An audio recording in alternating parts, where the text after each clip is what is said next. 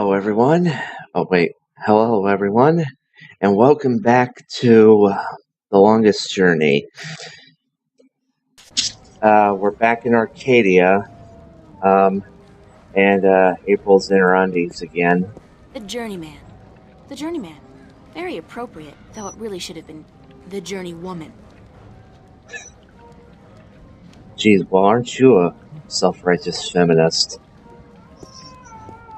There's something so soothing and poetic about the way the moonlight is reflected on the clean and clear surface of the water.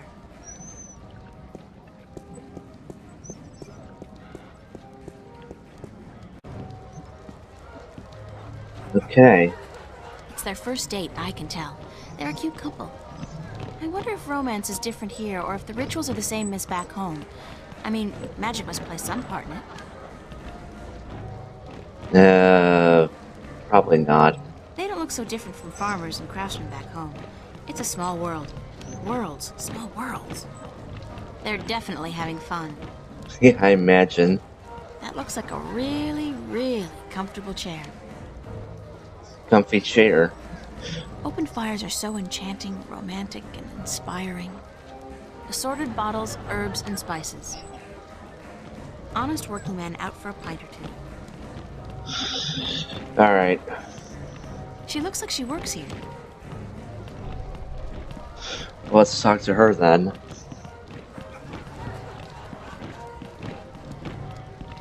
Excuse me. Hello? Hi, hello, do you work here? Do I work here, child? I'm the owner. I own and operate the Journeyman Inn.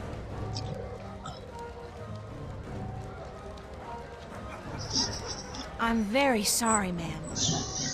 Your apology is more than enough for me, child. What may I do for you? Is there a party going on? Is there a... Oh, child. Do you not know? It is the Feast of the Balance. Have you never taken part in the celebration? No. Unfortunately, no. I'm not a party person. For as long as I can recall, the Sorry. feast has lasted 3 whole days and nights, and everyone celebrated openly. But now, this year, there is great concern about the Vanguard and their supporters. So this year, the Feast of the Balance is celebrated inside, behind closed doors, and for 1 night only. But there's still much food and drink. And you are welcome to join if you so please. I don't think so. I don't know anybody here.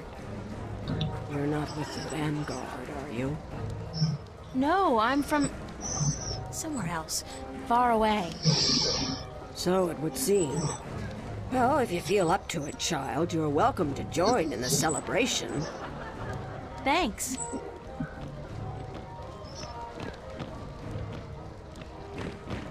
Why do you celebrate the Feast of the Balance? You are a stranger to our customs indeed. The balance. You do know about the balance, do you not? Kinda. Sure. The balance between magic and science. I know about the balance. The balance of all, child. Everything is in balance, and the Guardian watches over the balance and us. We celebrate the Feast of the Balance to give our thanks to the balance and to the Guardian. Yeah, well, Guardian's not there Our anymore. devotion to the balance falters. If we lose our faith in the Guardian, then we are inviting chaos to destroy us. This is what the Vanguard is doing. Inviting chaos. They are dangerous. What's the Vanguard doing to destroy the balance? They are not doing anything to destroy the balance, but they destroy people's faith in the balance. They speak to the people, telling them how the Sentinel, the Fathers, are holding our world back. And that if we were to use the balance to our advantage, we could return to the old ways, the ways of the ancient Earth, before the divide. Vanguard promised the people power, and wealth, and happiness. But they intend only destruction and death. What's your name? Benrima Salmon. I am the owner and proprietor of this inn. I bought it with money earned through honest trade in the Southlands. Tobacco, wine, slaves. That is where I'm from. The Southlands. I'm April. April Ryan. Well met, April Ryan. Have you come to meet someone, a handsome young suitor, perchance? No such luck, I'm afraid. I'm here more by accident than anything else. Ah, no accident, April. Fate. Fate delivered you here tonight. You are strong in fate, are you not? There we go. What do you mean by strong in fate? You shape your own fate, and not the other way around. You are what the dark people call a wave. How can you tell? I am not only an innkeeper, child. I am a seer, taught by my mother, who was taught by her mother before her. And so it goes back to the dawn of our world, to the dawn of magic. What's a seer? A seer is someone who can tell something about people, about events, about the past and the present and the future, just by looking at you. When I look at you, I see. What? What do you see? Most people are drawn along by events, by fate, like a carriage after a horse. But some people know how to steer the horse, to change paths at will. You are such a person, but there is more.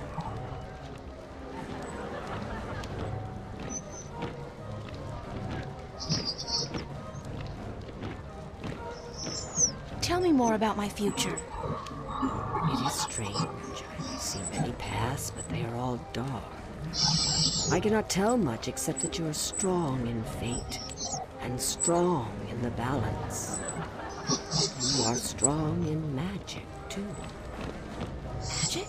That can't be right. I don't know anything about magic. You're a shifter, You April. have to know about magic to be strong with magic. If you ever learn how to harvest your talents, you will be a strong artisan. Artisan? Where have you been schooled, child? Have you forgotten your lore? My lore? Yeah, well, I haven't really had much use for my lore lately. The artisan is the most powerful of magic users. She is able to shape magic and to use it by force of will alone. An artist can use magic shaped by others, mold it into new magic, new art. A magician, or a sorcerer, witch, warlock, can read and write incantations, drawing spells from the power of words. And the alchemist can create magic potions. He is the least of the four. Anyone with proper education can be an alchemist. The other three require some form of talent for magic. Thank you. I am at your service anytime, child. I am afraid I must go take care of my guests now. Enjoy yourself. Okay. Now what?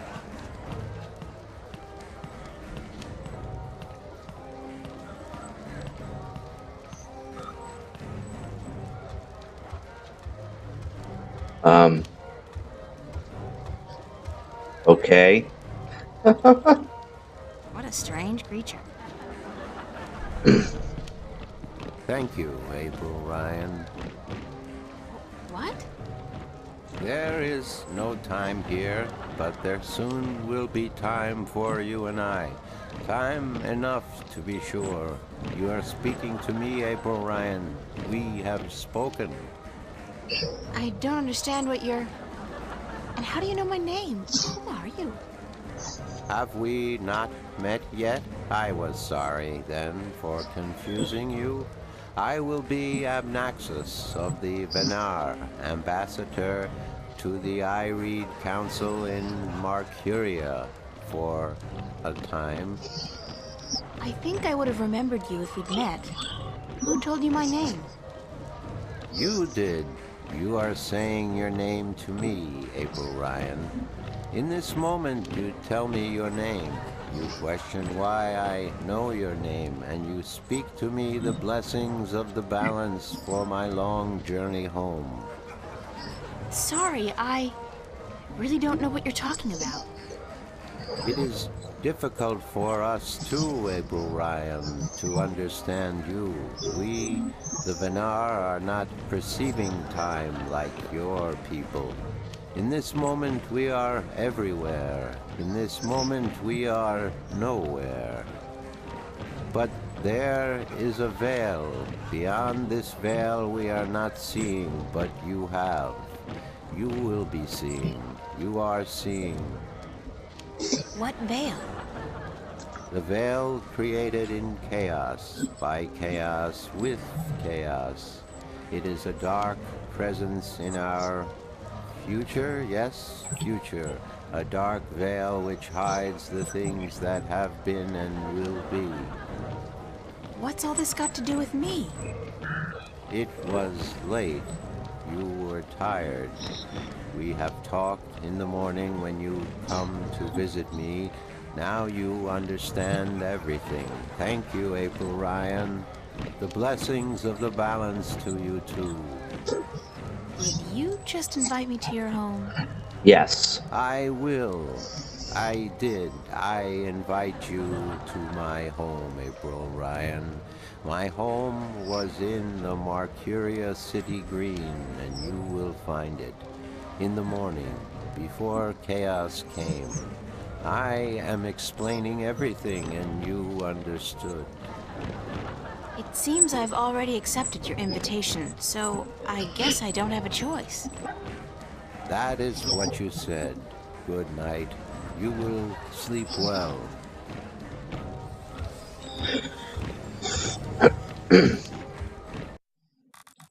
One moment. I've seen a lot of strange invitations in my life.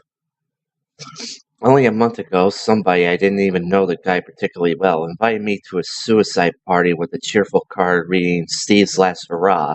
I've been invited to a wedding between a 99-year-old terminally ill woman and a highway construction automaton. I've been invited to senior prom by my best friend's father, but I think tonight brought the strangest invitation of them all. This is the first time I accepted an invitation before being asked, by a creature whose grasp of grammar ranges from poor to non-existent, and not realizing I did until after the fact. Unlike the invitations mentioned above, however, I'll probably honor this one. Strange or not, he may be able to answer some of my questions. You know, if you think about it, what he said that he actually perceives time, in all forms. Basically, I really he's am in the. getting tired. I should Sorry. find somewhere comfortable to sit down, rest my legs for a few minutes. And that's where we sit in the comfy chair. But like I was saying, he perceives the past, the present, and the future all at the same time. I mean, that has to suck, really. And confusing.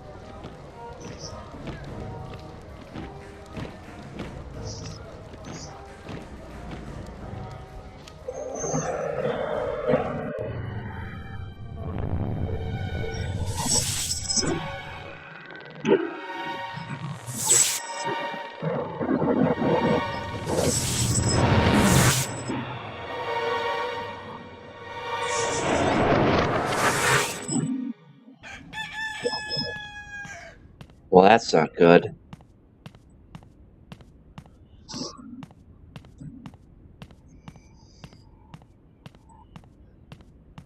Wake up, child.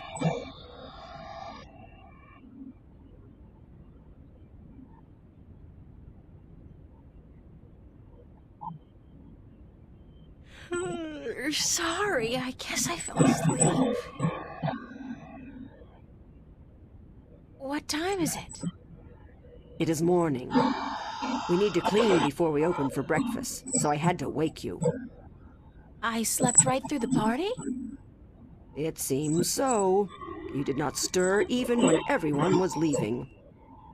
Oh well, I feel pretty good considering. You look a little pale, but it's nothing a good porridge won't fix.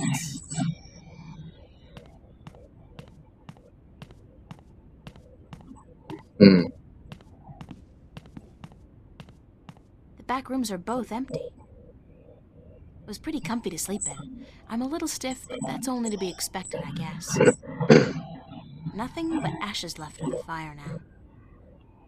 Yeah. Anyway, let's go Not talk to sound to her. rude, but I've had my fill of her for the moment. That is rude.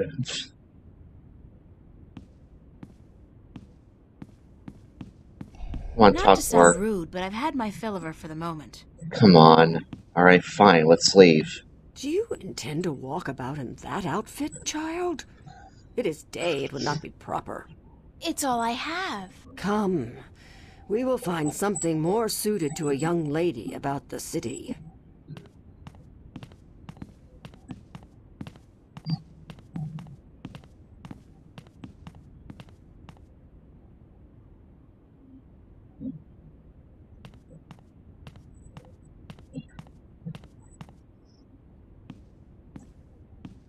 How do I look?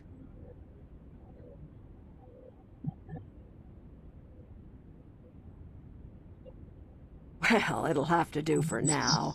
You do not have the most womanly of forms, but I'm certain you will fill out in time with the right diet. Thanks. Thank you for the clothes, for everything. You will have time aplenty to thank me while you are cleaning plates and cutlery, child. I'm sorry. Work? Those clothes do not come free, child, nor does a night spent sleeping before the fire. I'm not asking much, only for a helping hand in cleaning. Fair enough. All right. Tell me where to start. You can start carrying in the mugs from the back room.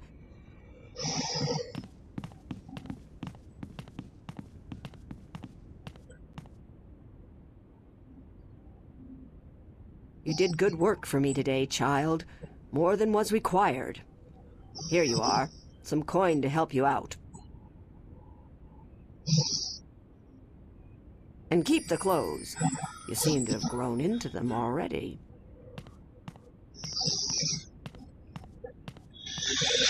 Alright. Can we talk to her more? Or, well, is April gonna be rude again? Excuse me? Yes? Oh, it is you. Thank you, ma'am. You're welcome, child. Okay then, I guess we are done here. Alright. I wonder if she's caught anything today. In the canal. Square jaw and broad shoulders. A real farm boy. Quite a sexy one, too. Easy, April. That's a funny-looking animal. Write it. See what happens. Good beast. His hide feels like a turtle's, but softer. Yeah, good boy. Good boy.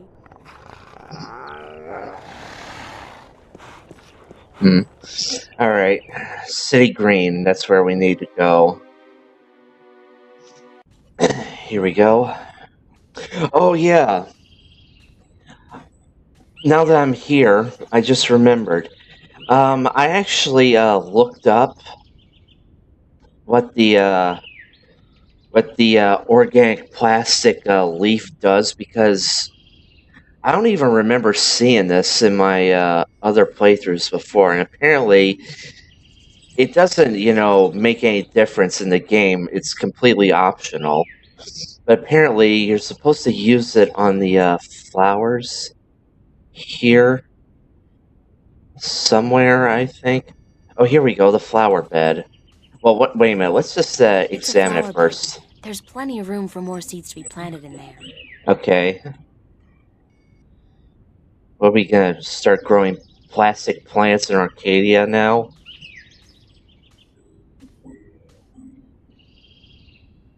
I'm not very good at this, but hey, I was born on a farm. That's gotta count for something.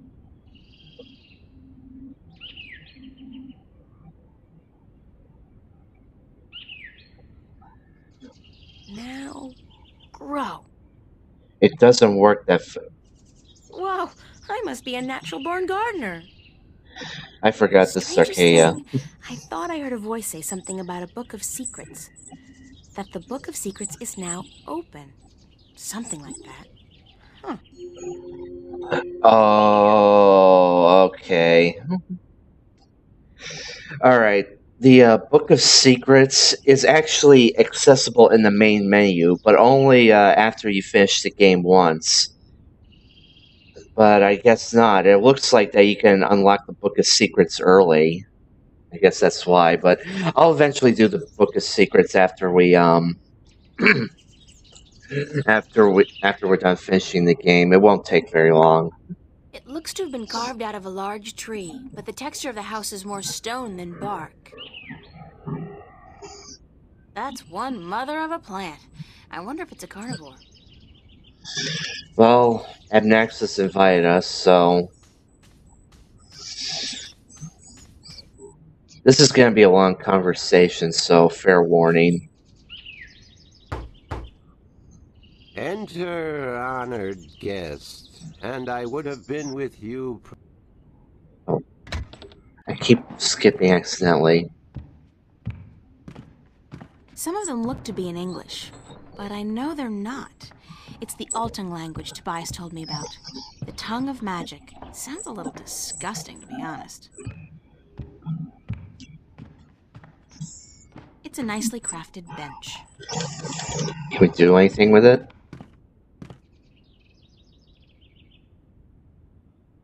Apparently we can sit down.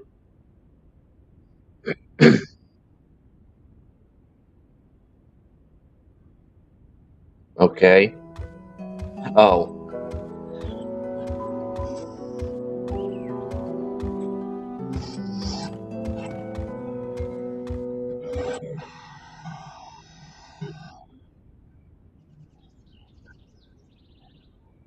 Be welcomed, stranger, to my abode. Stranger? Don't you remember me? You invited me here. Every moment we meet, and every moment we part. You are both stranger and friend, April Ryan. I'm sorry, but could you try to be a little less obtuse this time? I have a hard time understanding half of what you say. I will beg for your forgiveness, April Ryan. I had a hard time to make myself understood amongst other peoples. I will pull myself into this moment, difficult as it may be, so that we can communicate and so that you may understand. It is important that you understand, April Ryan, very important. Who are you? I am Abnaxis of the Venar, ambassador to the Ireed Council in Marcuria. My people live far from here, and they do rarely visit your kind, and so I am their sole link to humans and Dolmari. Why is that? I alone among the Venar am able to focus on a particular moment and thread in time, and so to speak with those who flow with time, like you. How do your people perceive time? It is hard to explain. Any moment before this moment and any moment after is the same to me as this one. I have lived already, and I am yet to live. Do you understand me? I think so, but how's that possible? Everything is possible, April Ryan. There is magic, and there is science, and between the two, Everything is possible. Can you see the future?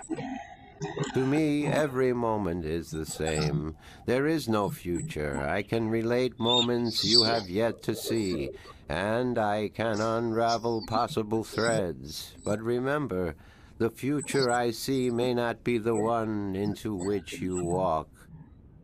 Moments and threads fluctuate, change. I can remember things that have never come to pass, and I have seen things that will never be. So you can't tell the future. I would see your possible futures, the likely threads among hundreds. If there was not a veil in time, I would. What's this veil you keep talking about?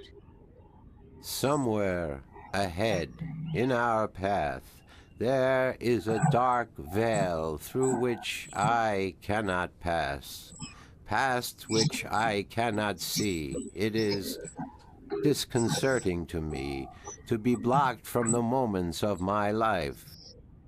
How did this veil come to be? It was, no, will be created in chaos, by chaos, to keep the future hidden. All threads converge on a single point here, beyond the veil, and this will happen only once. It is written. Written? Where? In the prophecies. Tell me about the prophecies. Words have been written by seers who can discern from all possible threads the threads that are certain to be woven. These words are the prophecies. And what do the prophecies say? Prophecies speak of a time when the balance will falter, weakened by the assault of chaos and its servants. The moment the veil falls is the moment of uncertainty. The balance may stand, the balance may fall. I cannot tell which it will be, and I cannot even see the possibilities, the threads extending from each fork. But the prophecies also speak of a savior, as the prophecies usually do. One who will bring order to chaos, only to release chaos on the innocent.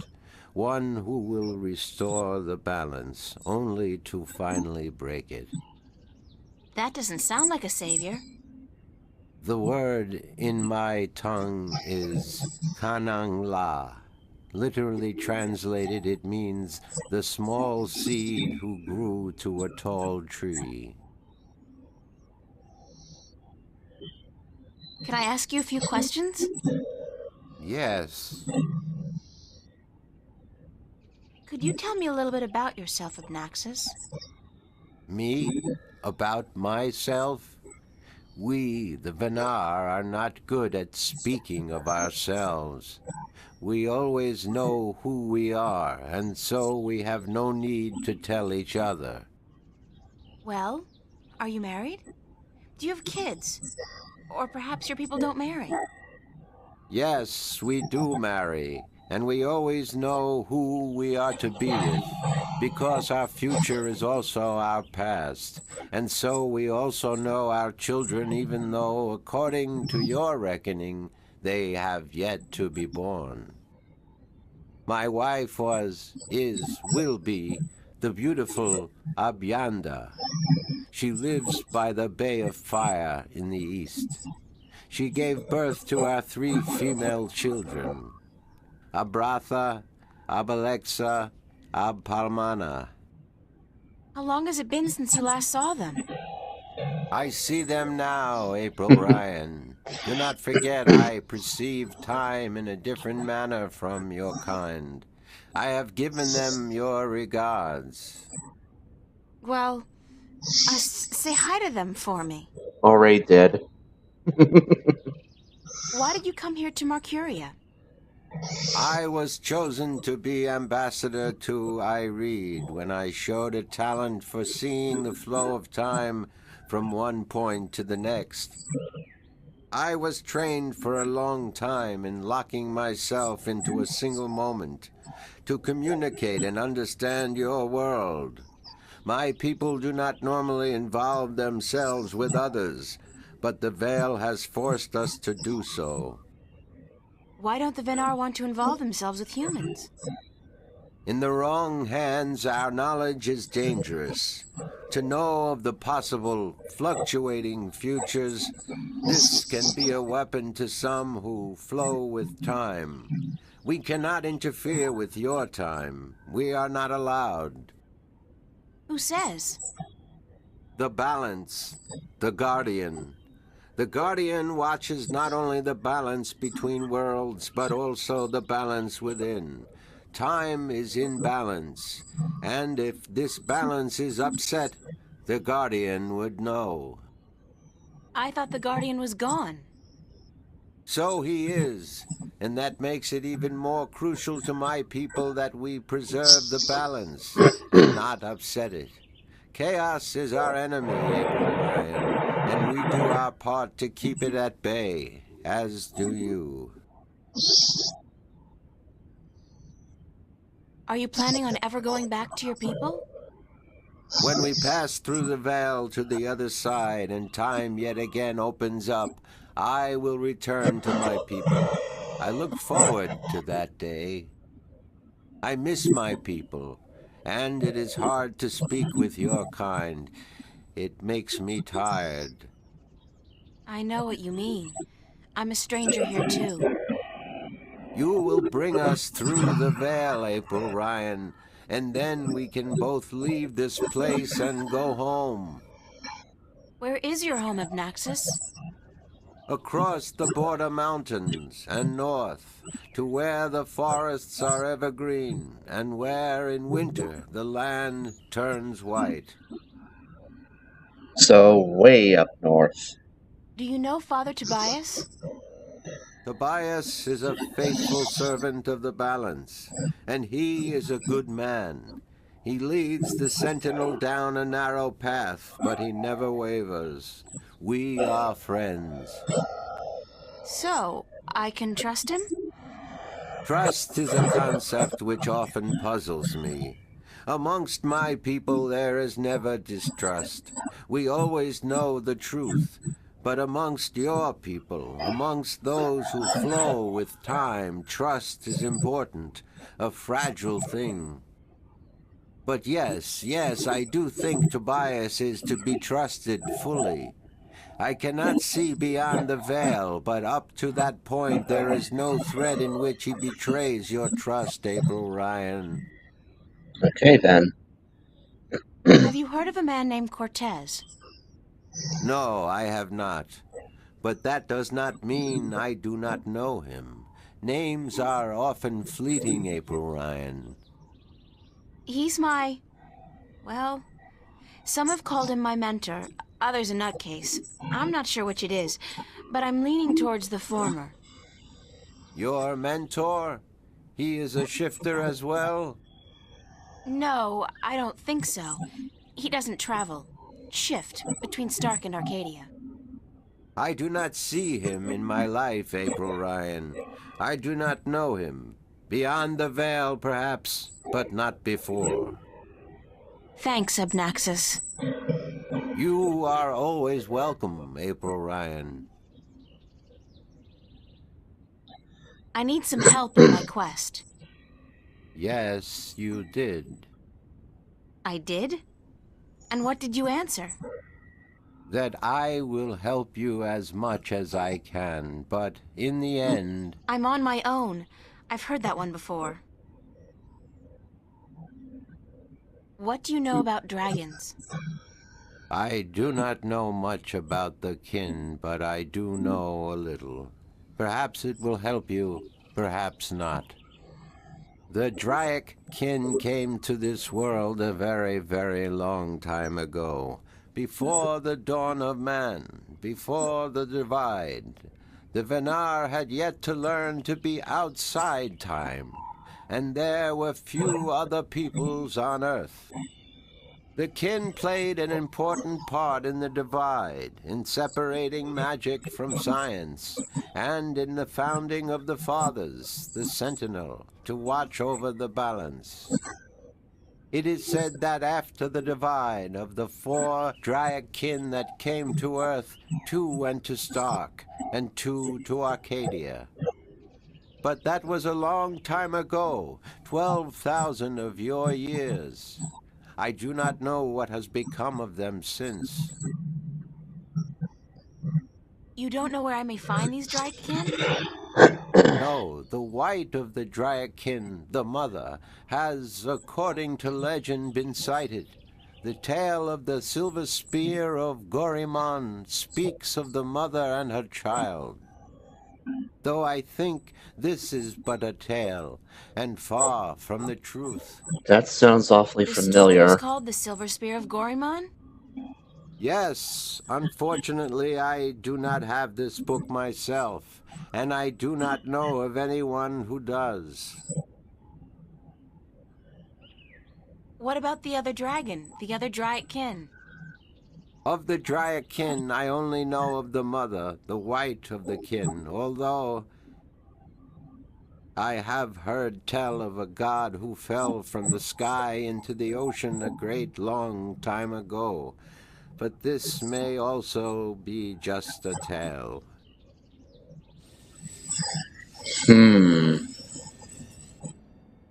What else do you know about this god who fell from the sky?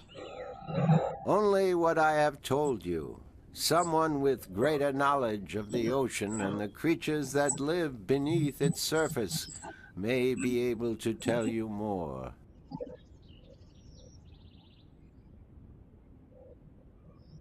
I don't know if this is a repeat. What else do you know about this god who fell from the sky? Is it a repeat? Only what I have told. Yeah, sorry. Have you heard of a disc that works as a key to the Guardian's realm? Yes, but very little. It has been spoken of in the I Read Council only recently, brought to attention by the Tyrant Ambassador. He wished to know where it is kept. And what was the answer? No one at the council knows or admitted to knowing, and the ambassador was asked to speak with the Sentinel, which he is unlikely to concede to. The Tyrant are allied with the Vanguard, and so are in political and ideological opposition with the Sentinel. I know Vestrum Tobias. He would not speak a word with the Tyrant, nor the Vanguard. Not unless it was to challenge their philosophies. So you don't know where I can find the disc? No. Ask Vestrum Tobias. Okay. Do you know anything about a rift leading to the Guardian's realm? I have heard speak of such a thing.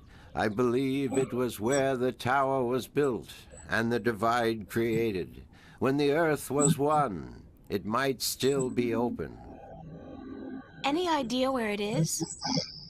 I am afraid the Venar were never very involved in the affairs of the Sentinel, nor took any part in the divide except to agree to the necessity of it. We had little choice but to concede. We are a magical people. We need the balance, because we could not survive without magic. How would I go about fighting chaos? You cannot fight chaos. It is not so simple. To oppose chaos, one must return order to that which has been affected by chaos, and thus reduce its powers. But this is not something everyone can do. Only those ordained by the balance can embark on such a dangerous task and survive. That's about it for now. I am glad I could be of assistance, April Ryan. Someone just beat me on Discord. Thanks for your hospitality, Obnaxus. Goodbye. Blessings of the balance to you, April Ryan. and may your journey have been a long and fruitful one.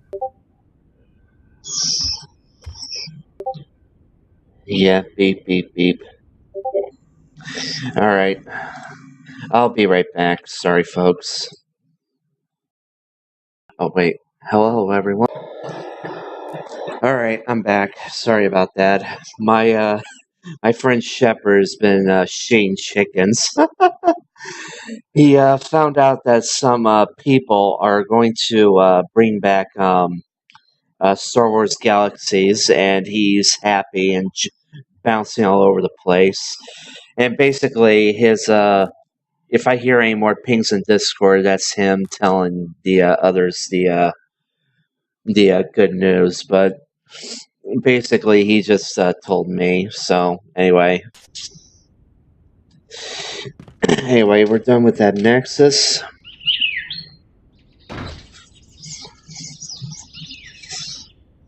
Now let's go see Tobias.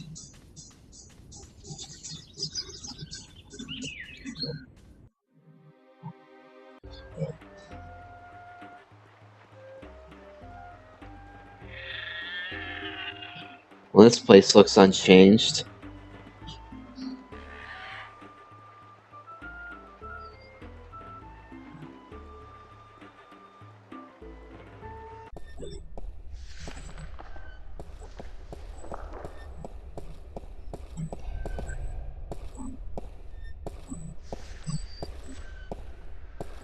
Good morning, Tobias. Why, it's April, my friend from Stark. Have you come to visit us again? So it appears. I didn't exactly come here by choice this time, though. Oh? How so, if I may ask? In a weird and twisted way, it's nothing out of what's become the substitute for ordinary in my life. One second I was in my room in Newport. The next, I was in a dark alley in Arcadia. You must have opened a shift while you were sleeping. Good. This means you are learning to harness your magic. Yeah, I guess, except I don't think I'll be able to get back home again. And this time, my mentor, Cortez, has no idea that I'm here. Ah, but I'm sure you will find a way to channel and control your power soon. In the meantime, is there anything I can do to help? Well, start off with. I need help getting back home. Unfortunately, I'm in no better state today to help you shift than I was the day before yesterday. You are the one with the talent, and so you must learn to use that talent. I need to locate the disc that unlocks the Guardian's tower. The disc that is the key? Yes, it is needed. It might even restore balance, provided the new Guardian accompanies it to the tower, of course. But you wish to find the disc yourself? I have to. Cliché or not, it's our only hope. You do this often, then? Save worlds? It's an expression. Heroism in my world is more of a cliché than anything else. I do not understand, but then I am merely a servant of the balance, while you are more. But yes, the disc. As I told you once before, when the Earth was divided, and the realm of the Guardian created, a disc was forged in the Well of Making. The disc was to serve two purposes, as a key to the Tower of Balance should it become necessary to enter it in the Guardian's absence, and as a replacement for the disc that is already in the tower should it be broken. The tower is now abandoned and locked, and the old disc shattered. Jesus, Shepard. I do think the time is right for the second disc to be brought forward and used. Fuck my life. You can stop shitting yourself now. Where is the disc now? At first, more than 12,000 years ago, it was kept in the open, at the Sentinel Enclave outside Marcuria. However, when thieves attempted to make away with the disc, it was taken away. Why? so that the 4 parts of the disc could be divided amongst 4 of the magical people of Arcadia, people who would have nothing to gain from the balance being compromised.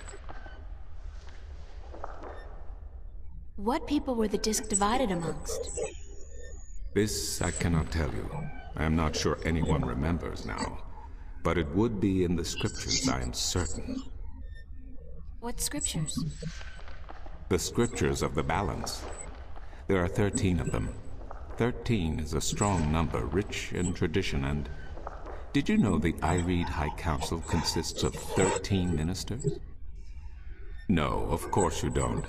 13 was also the number of the fathers who begat the Sentinel, and who built the Tower of Balance.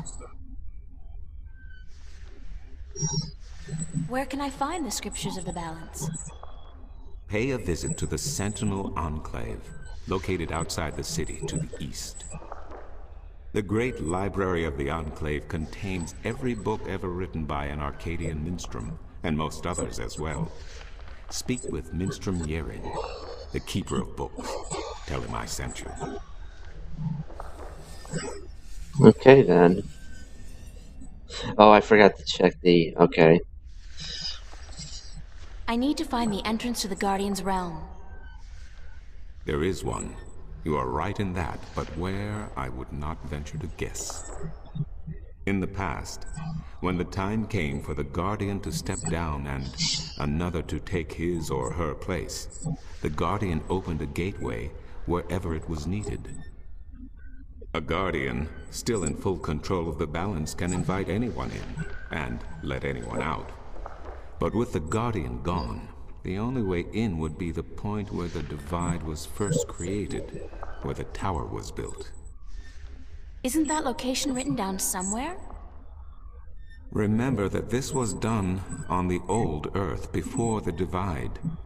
After the divide, after the creation of Stark and Arcadia, places were shifted about.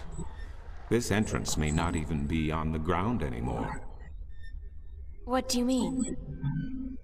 It could be up there, in the sky, or far below us, through the crust of the earth into the molten depths below.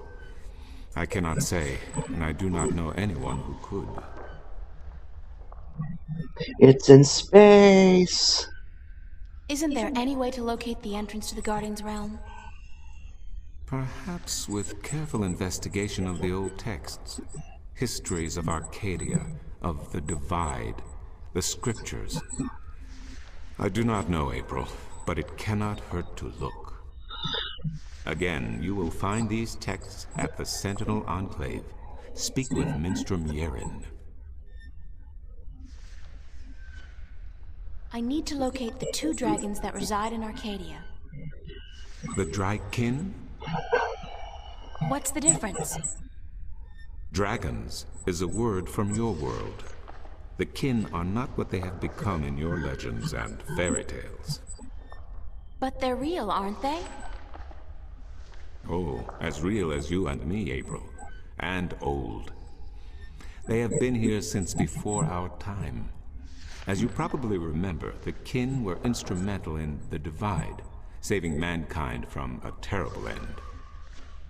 But I know so little, only what I can remember from my studies when I was a minstrel at the Enclave. How can I get more information on the Draic kin? The Enclave? Books, daughter, books. The wisdom of the ages. Exactly.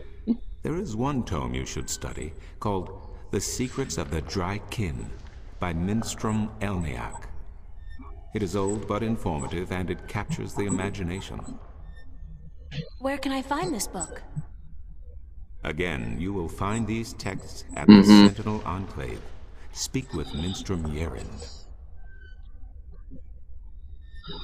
Okay. Thank you, Tobias. Good to know I could help you, April.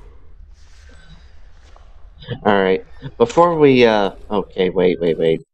Before I forget. When I asked Nexus about the Draic kin, he didn't really know much about them, except for a story he heard about a god who fell from the stars into the ocean a long time ago.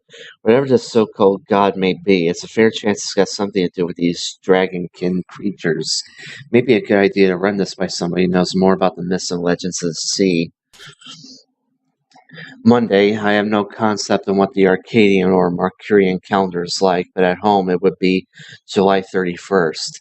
Come to think of it, what year is it here? Anyway, that's not really the reason I'm writing an entry in my diary. Tobias told me about a library where I may be able to find some answers. The library is at the Sentinel Enclave just outside of town. I'm supposed to speak with a minister named Yaren. He's the keeper of books, or something like that, which probably translates into the equivalent of a librarian. Okay, now we're not going to go to the Sentinel Enclave just yet. We're actually going to see Brian Westhouse.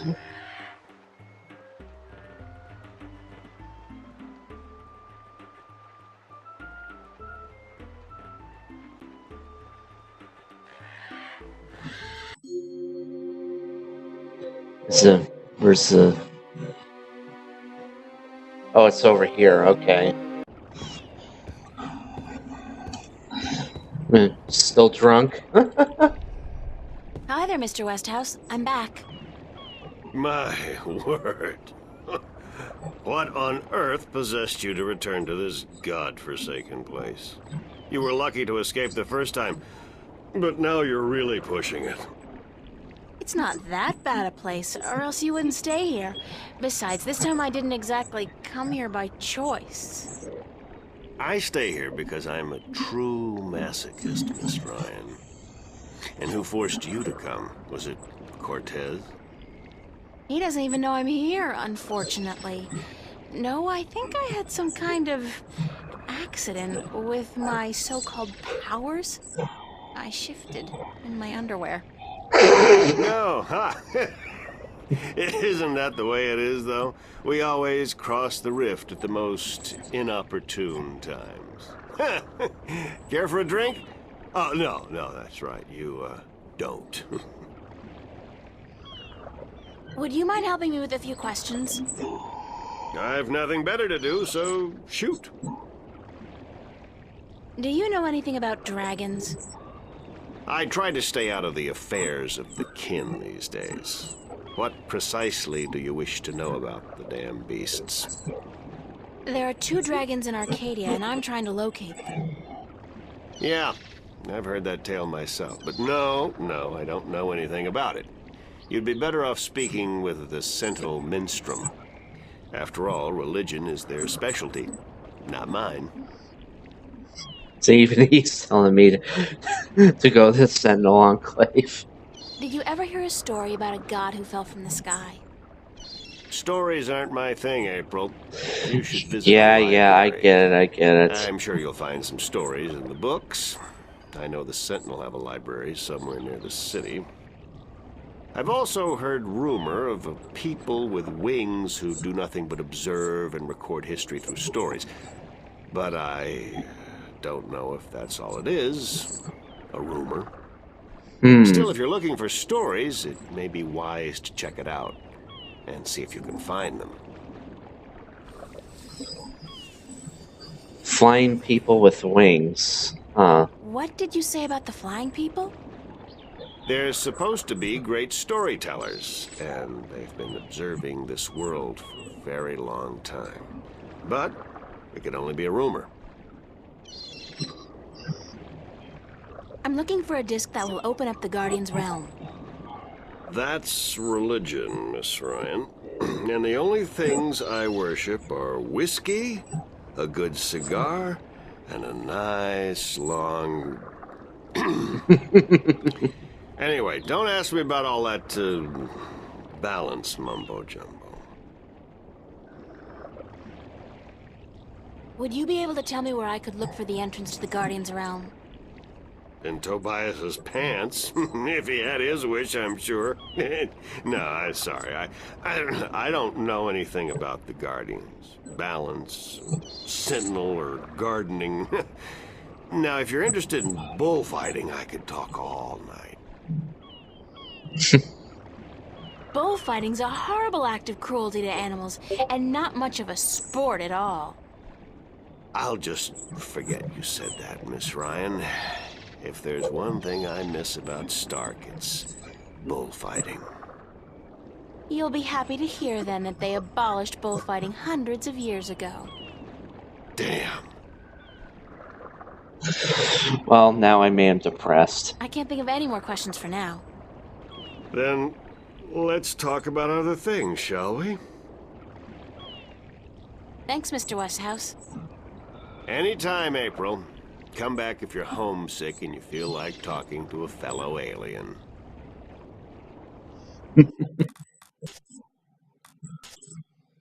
Brian Westhouse just told me something I should remember. He said that he's heard stories about winged people who observe and record history. If they got records going back thousands of years, maybe they know something about the whereabouts of the discs, the jewels, or even the interests of Guardian's realm. It's definitely worth checking out. Yep. Now we can go to Sentinel Enclave.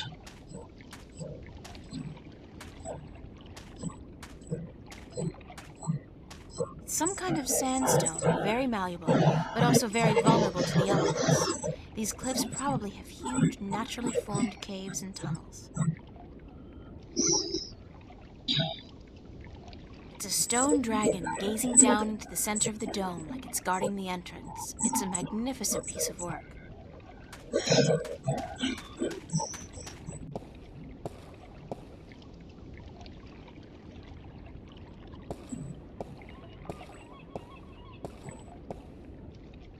It's emerald green, teeming with life and carrying the pleasant, salty scent of distant shores.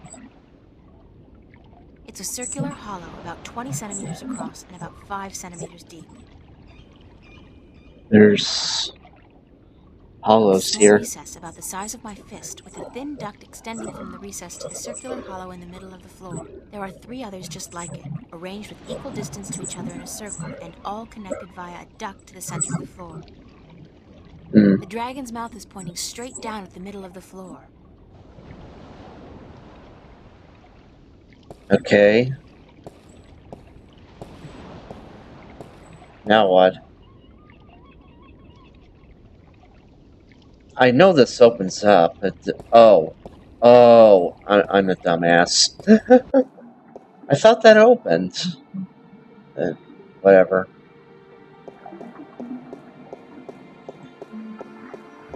It's one of the Sentinel minstrels.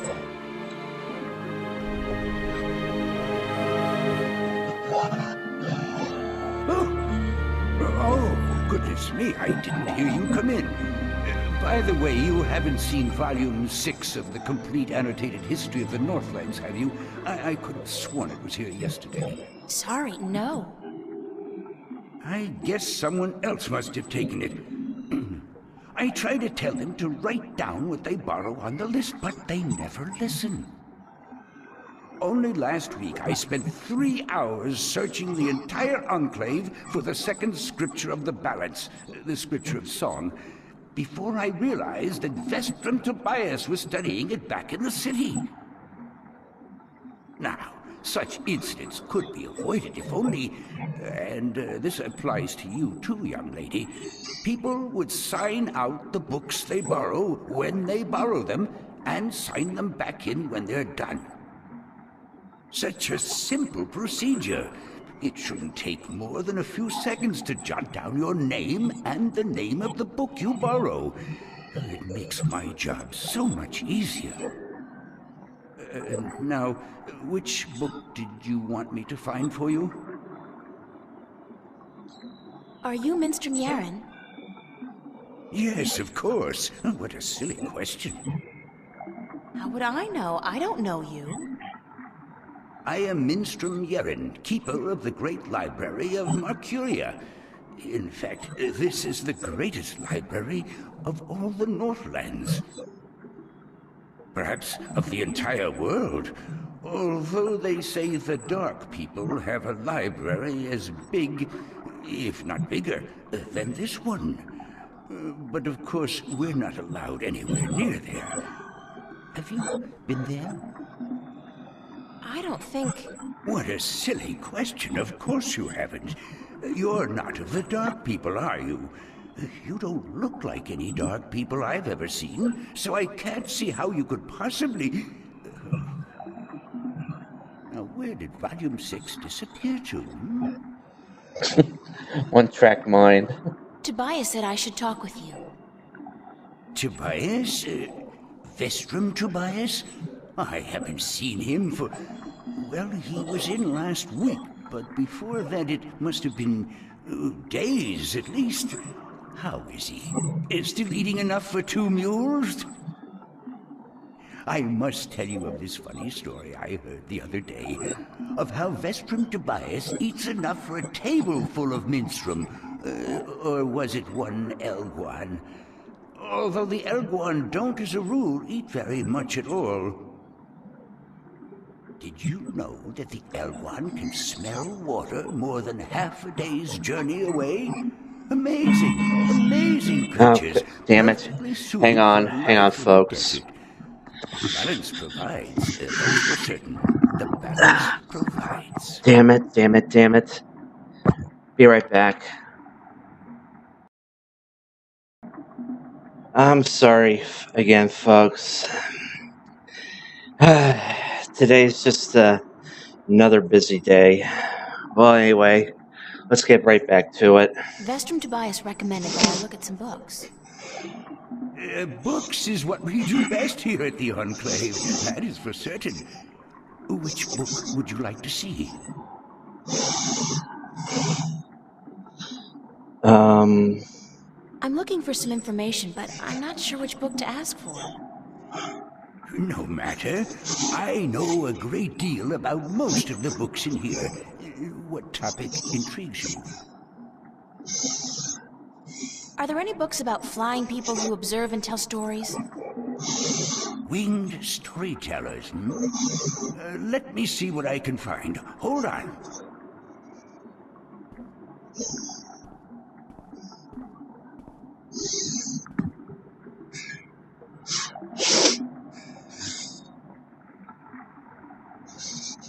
Oh, found something.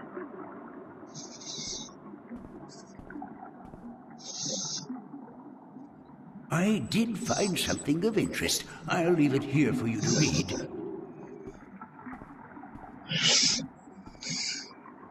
Alright, let's take a look at it.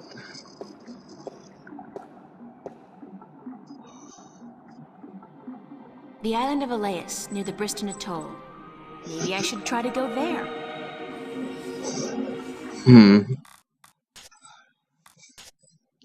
I went to the library, yes, me, imagine that, to look for some information about those flying creatures that Brian told me about.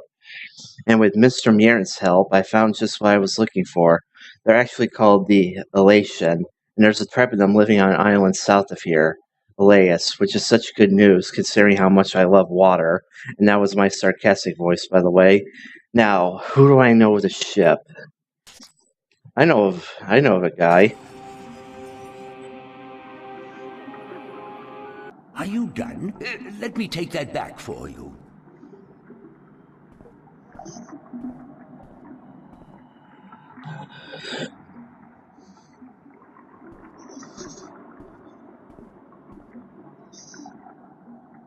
That's not where it originally was.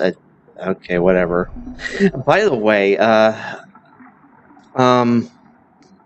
don't think it's a good idea to have a library so close to the water. That's not a good idea. It's a pool of seawater.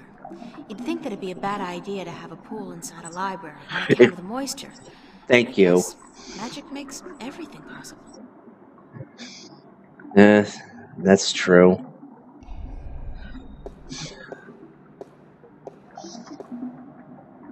Oh, goodness, it's you again. Oh, you gave me such a fright. So basically, April's thing on getting his attention is just to poke him. Could I see some more books? Oh, certainly. What a silly question.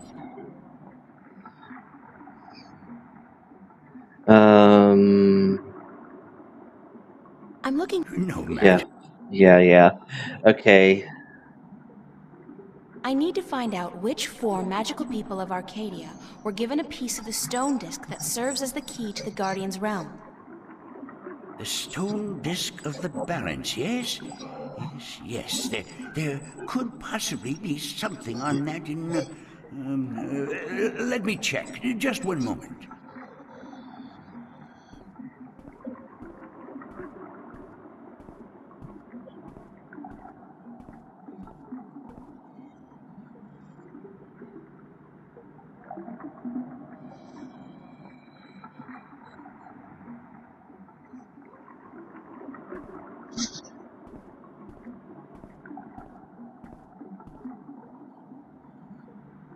I did find something of interest. I'll leave it here for you to read. Well, we know for certain we're now making progress now.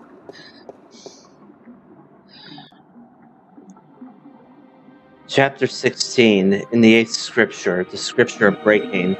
Regarding the disc of the balance, the events that came about when the disc was broken, the scriptures tell us that the disc was kept at the enclave for many thousands of years, safely guarded from any threat by respect held by every man and woman for the authority of the fathers. But with descent came disobedience, and disobedience brought immorality, and immorality began theft. Tyrant soldiers, aided by sentinel traitors, attempted to make away with the disc, but were thwarted by the White of the Kin herself, intervening, although forbidden to do so, on behalf of the fathers. The disc was brought safely back to the Enclave, but the threat would linger in the minds of the Minstrum and the Vestrum. So it became that the disc was melted in the forge of the dragon's mouth, shaped into the elements of 4 magical people, and given to those respective people for safekeeping, until such a time when it was decreed that the disc should once more be whole. 1 stone to the gentle souls that sing in the dark and shape the earth between their toes. 1 stone to the watchers of the woods, the ones who are outside. 1 stone to the 2 that make one, of air and of sea, and 1 stone to the keepers of the dark flame, the eternally dark, the mariners. When the time comes for the disc to behold again, 1 person will make a journey to the 4 who hold the pieces, and the pieces will be given willingly, because there will be no doubt to the righteousness of this person. Well, I guess that makes it easier for me, then. Are you done? Let me take that back for you.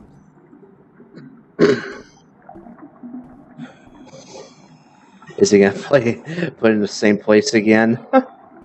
Yep.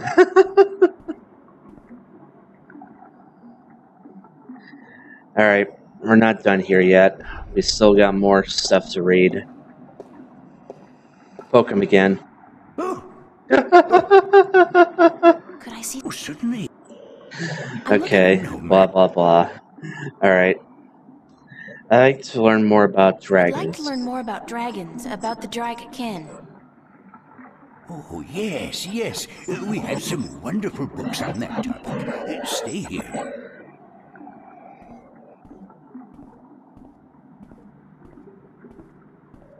Oh, this one's further away now.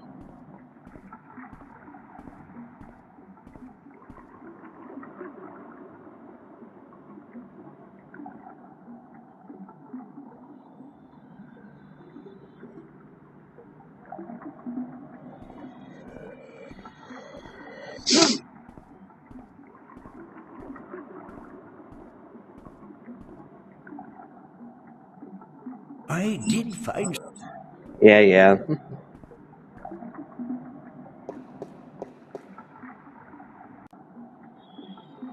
Secrets of the Draic Kin by Minstrum Elyak. Forward. The Draic Kin are known by many names throughout the Twin Worlds. In Alt tongue, they are referred to as the Draic Kin. In some variations of Low tongue, Draic in the Southlands, or in Draic refers specifically to a winged lizard shape traditionally associated with the kin. In Irhad, the eternal spirits of the kin are simply called Draic, regardless of their current shape. In Stark, most cultures refer to the kin as dragon, Draic, dragon, though this usually refers only to a winged lizard-like shape and not to the spirit inhabiting this shape. In fact, while in Arcadia, I think that might be a typo, the kin are respected and revered as eternal spirits with great significance in the balance and the all. In Stark, the kin are mostly creatures of mythology and fairy tales. However, in some Stark legends and scriptures, notably the Christian Bible, the name dragon is associated with the forces of evil, and thus the religious connotations do seem to have carried over in a somewhat distorted form. Who or what are the Draic kin? Why not ask who is the creator or what is the all? Questions thus asked will remain in perpetuity unanswered, for they are in truth unanswerable. To condense all knowledge of the creator into one answer is futile, as is any attempt to define the all without describing every single element that makes up the all. So also with the Draic kin, we cannot answer who is the kin or what is the kin, but we can provide some answers to the simpler questions. The questions that deal with what we see and hear and feel, and what we have been told by kin themselves. Answers that together may give us, if only the faintest hint of the whole truth, then at least some indications of who or what Draic kin are.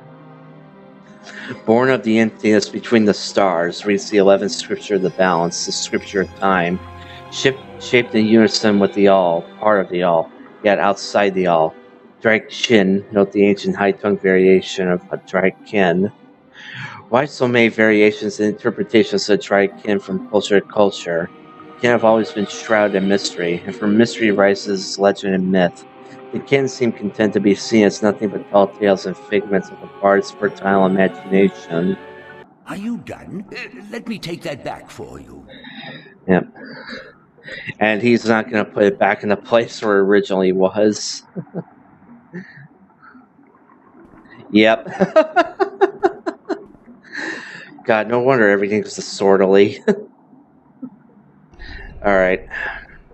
More books. Poke him again. Oh. Could I see some more? Oh, certainly. Okay. I think we exhausted all options in the I'm looking for some information part. We can go for the Silver Spear Gorman. I'm looking for a story called The Silver Spear of Gorimon. Yes, a fanciful tale if I ever saw one, but a charming one. Did you know that I'm often paid visit by adventurers wishing to read everything available on the spear so that they too can set out on their foolish quests? Yeah, don't you just hate those adventurers? Well, they pay for my bread, milk, and butter with their contributions to the coffers, so I shouldn't be too critical of them. But they care not about the books. They care only about what the books can give them. I care. About the books, really. I can tell. So, the Silver Spear of Gorimon, then?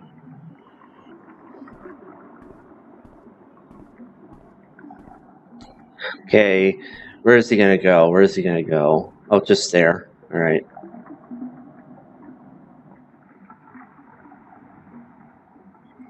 A lot of reading, folks.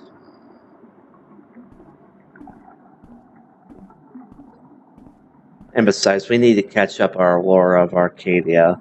I did find something of interest. I'll leave it here for you to read.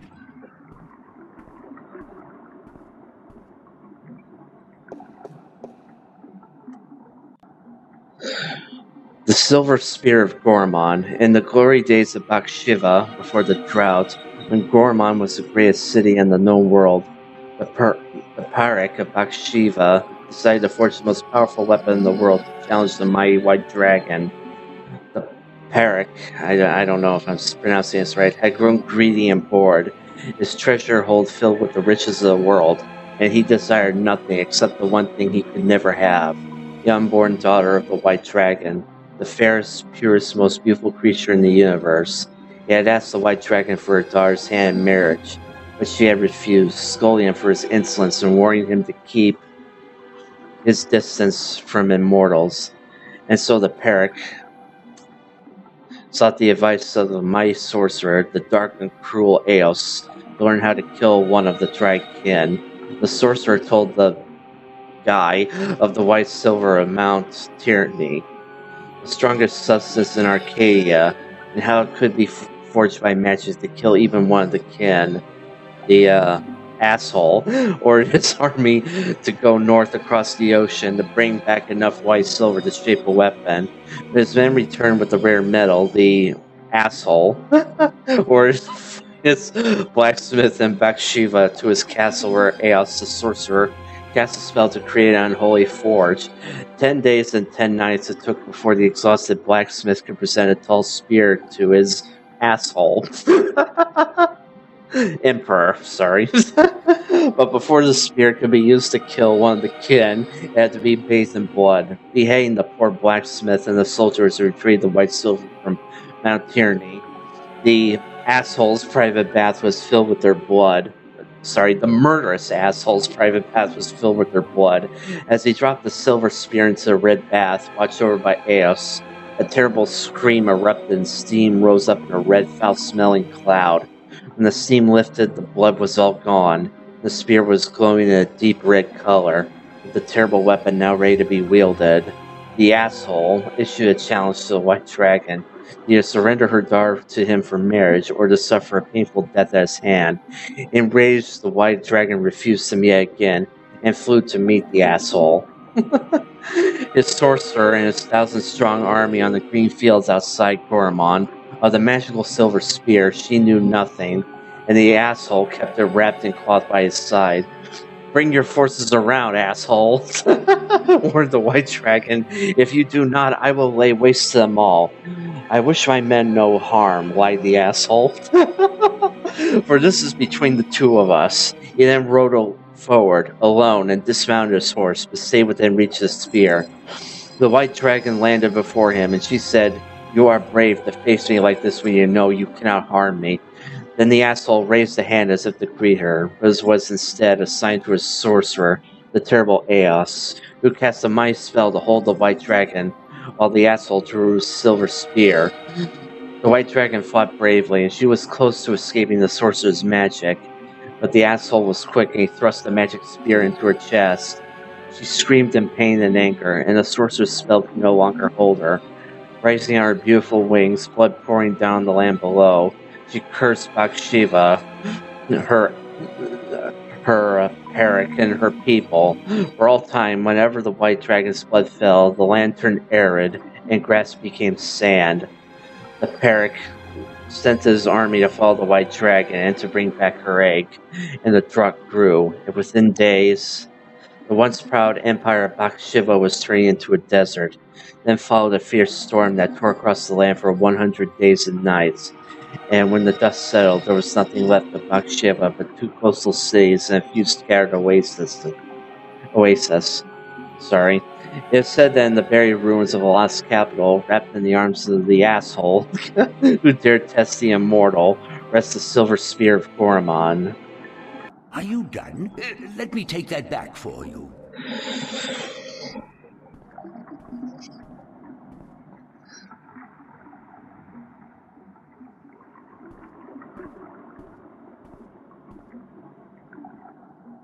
Now I know what to call the video now. Okay, poke him again. Oh, goodness. Okay. I see some. Oh, certainly. Alright. We're down to 2 now, so don't worry. A book on the history of Mercuria would be interesting. Ah, an extensive subject, to be sure.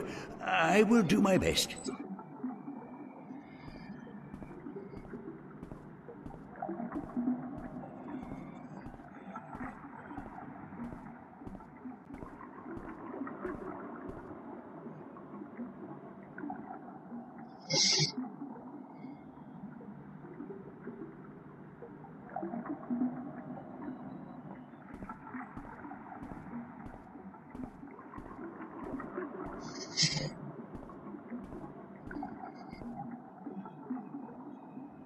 I did find something of interest. Okay.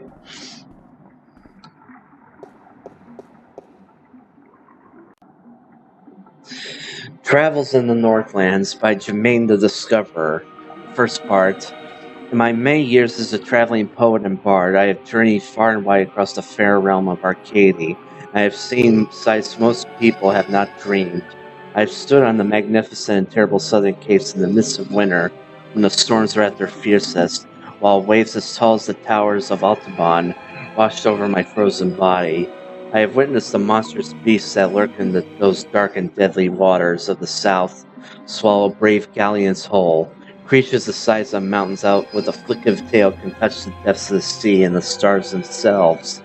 I have crossed the great ocean from north to south and from east to west, and in the course been stranded on desert islands with no sustenance but what I could gather from the sparse vegetation. For months at a time I have ridden the giant Elgon across Chiangri and Gagriel, the wasteland from Altaban to Monturba, and further southward the Turek, the oasis, are few and far between. I have seen the shifting dunes upon the ruins of Koromon, precious jewel of the Bakshivan Empire, concealed for centuries by the coarse and treacherous sand. And I have journeyed far west, carried on goodwill and destiny by shadow ships to strange and unknown cliffs of a world unseen by most, a world of an unfamiliar tongue and customs, a world of great wonder and mysticism. I have seen all this and more, but the fairest sights still I have seen in the lands of the north, from Irie to the border mountains, from Tyron to the Bay of Fire. No sight can ever compare to dawn at Mount Tyranny, looking out to the plains of Nerdra, where wild stallions run free in the thousands, and to look on the city of Coruscant. Coruscant? That's awfully sounding like Coruscant. The pearl of fire, while the boiling sun sets in the ocean beyond, the slow waves reflecting dark yellow and red as they lap slowly upon the sandy shores, is an experience truly treasured and never forgotten. What's this got to do with the founding of... What's this supposed to do with the history of this, city? These lands are blessed by the Creator, shaped by men, yet wild and free and fertile. Home to the greatest cities, the most precious sights, and the most cultured and civilized people in Arcadia.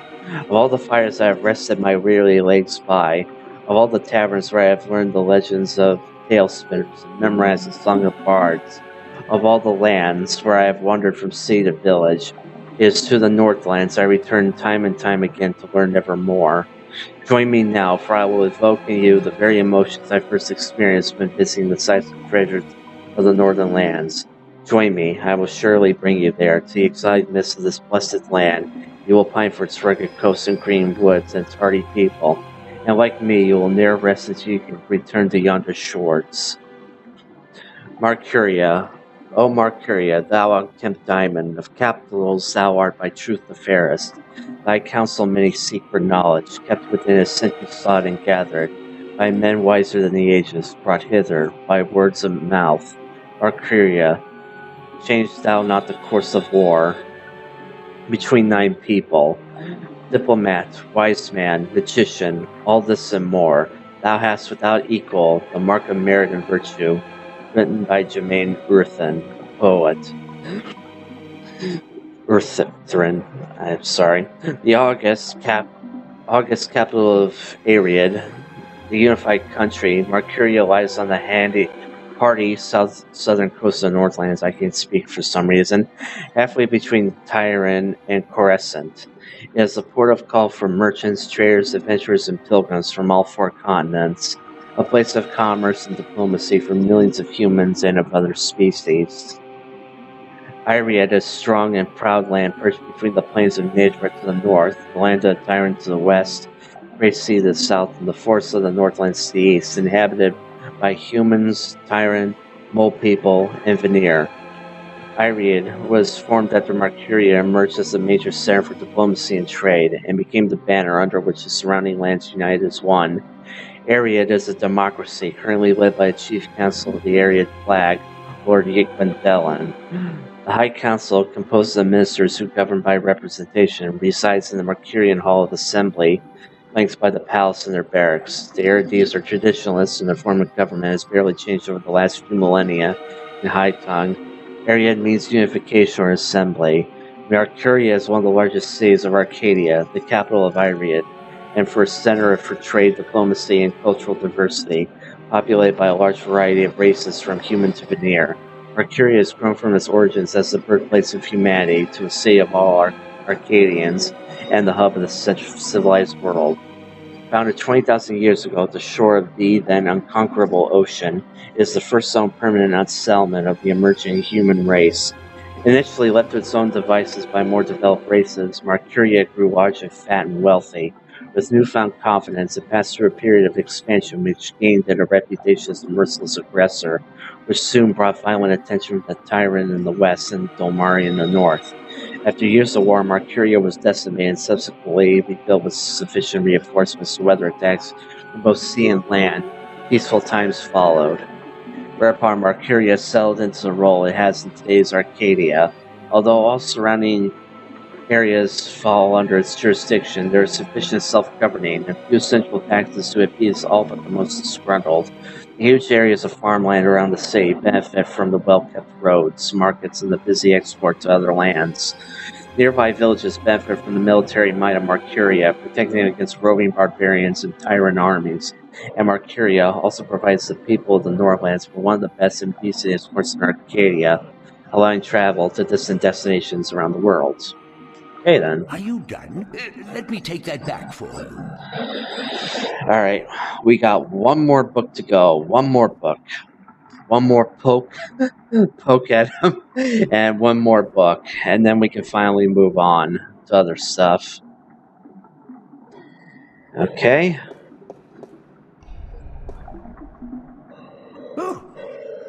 Could I see? Alright, we're gonna look at the folk tales. I'd like to read some Arcadian folk tales. A favored topic of mine. I have just what you're looking for.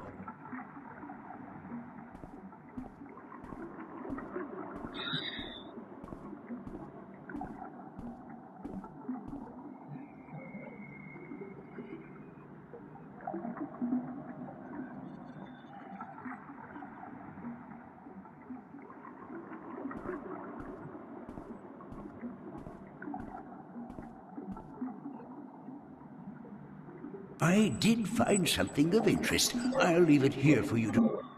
Yeah.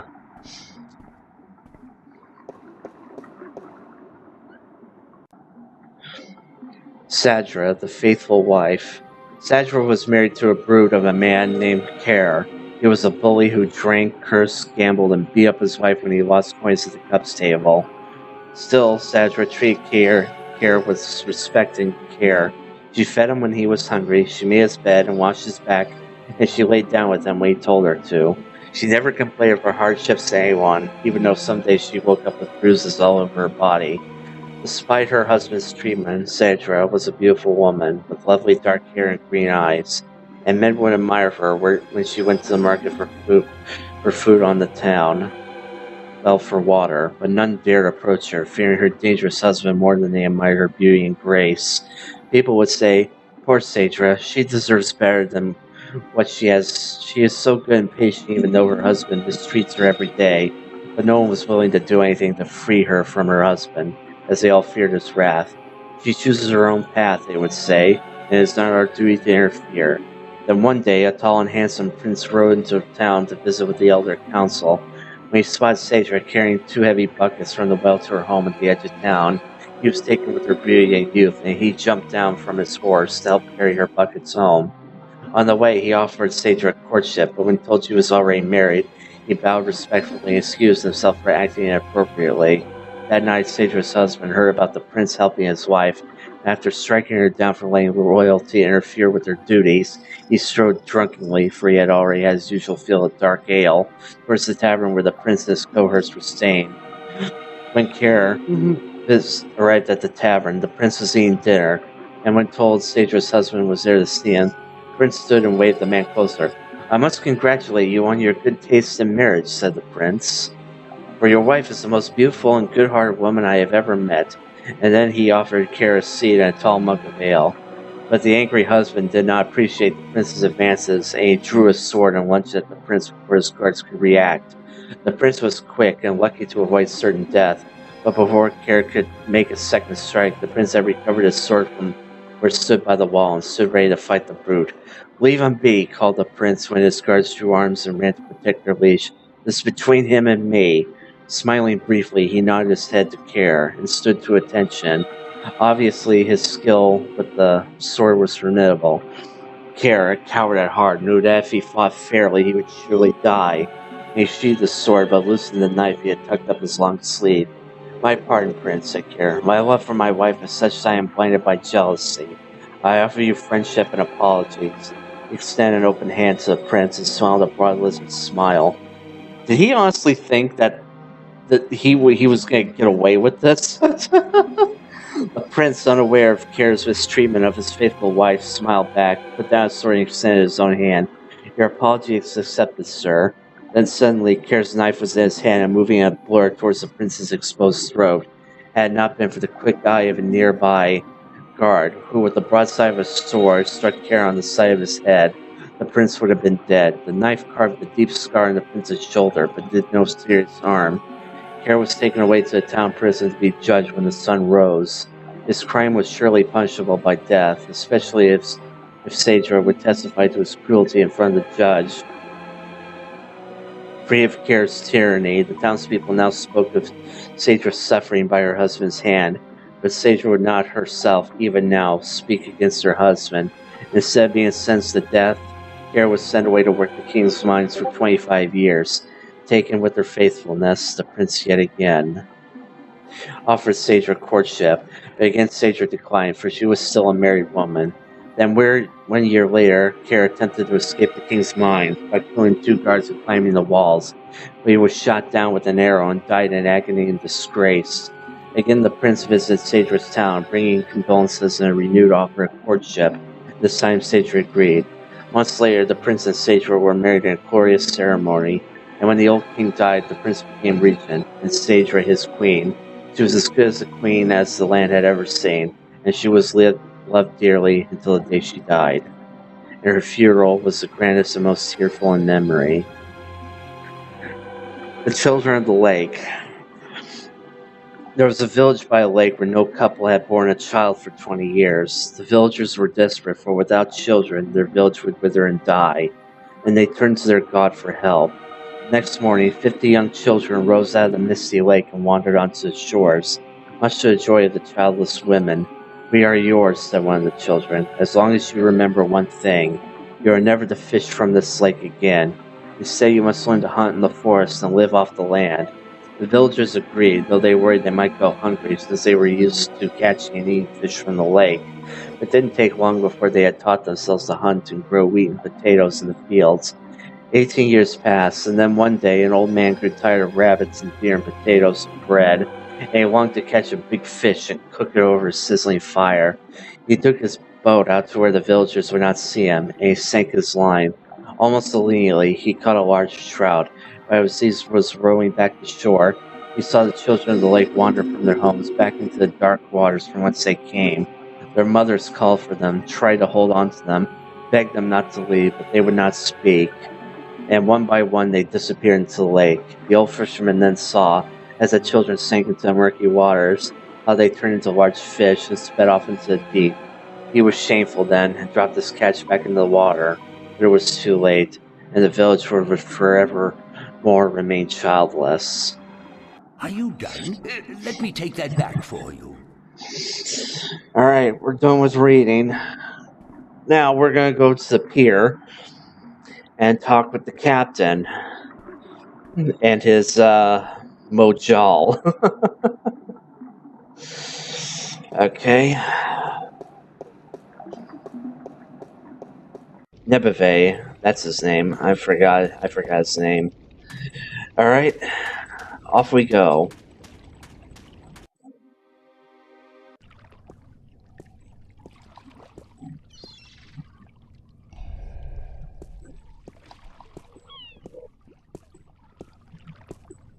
How are you today, then? Like you care. Do you know anything about a god that fell from the sky into the sea? Of course. You find fallen gods most everywhere these days. They're an air and a hand. Really?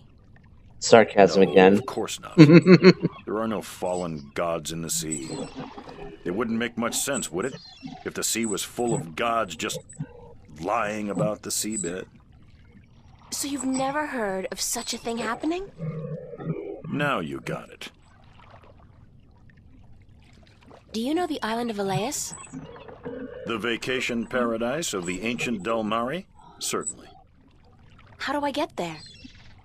It's near the Briston Atoll, but boats rarely travel directly to Briston from Arcadia. You'd have to travel via Guyane. Can you give me a lift to Guyane on your ship? There are 3 problems with that scenario. Number 1, there's no wind, so we can't set sail south. Number 2, I lost my navigator a few weeks past, and I have yet to find his replacement. And number 3, you're a woman. Whoa. We don't let women on board the White Dragon. Isn't that a bit sexist? Sexy is just what I worry about. What with a boat full of men being out at sea for months at a time?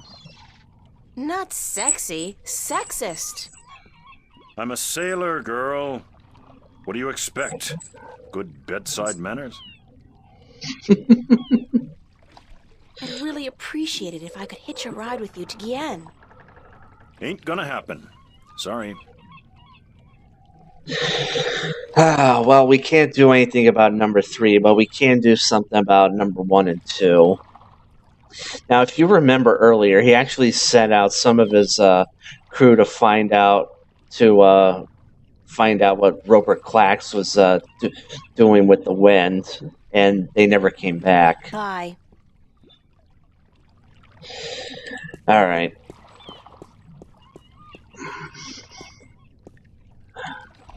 We're going to have a talk with him. Hello again, old man. It be you. Still trying to fix that net.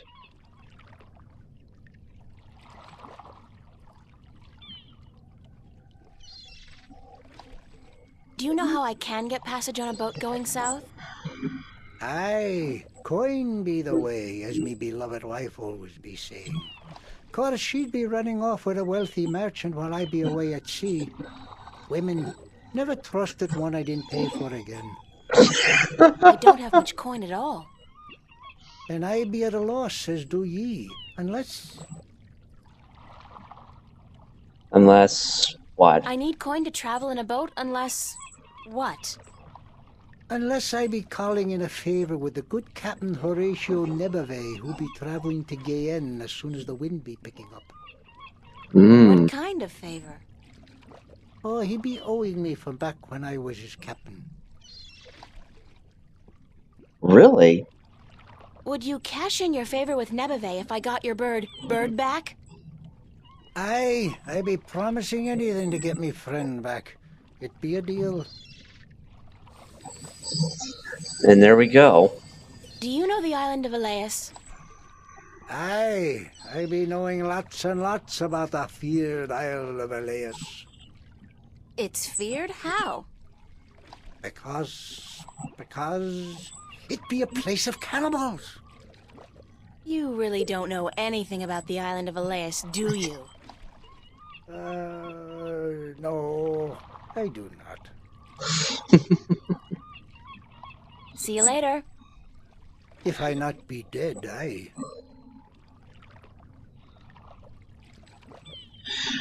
And here's where we get his bird back. But now we have the thing which will help us win the bird.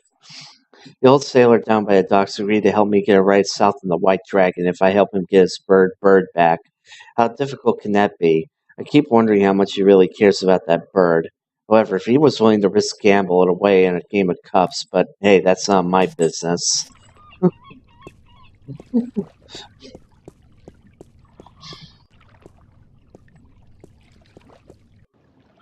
Alright, to the city. To the marketplace.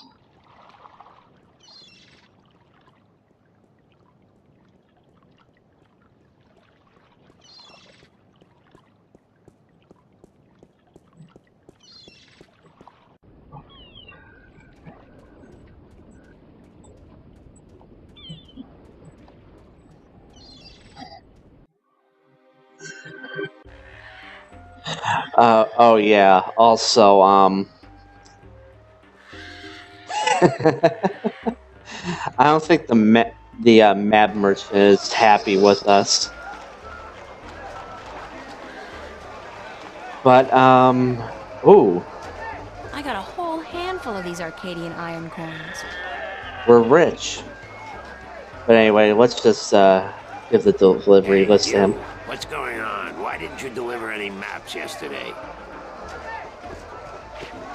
I was out. I wasn't around, sorry. Well, there are more maps to be delivered, and my customers are getting very impatient.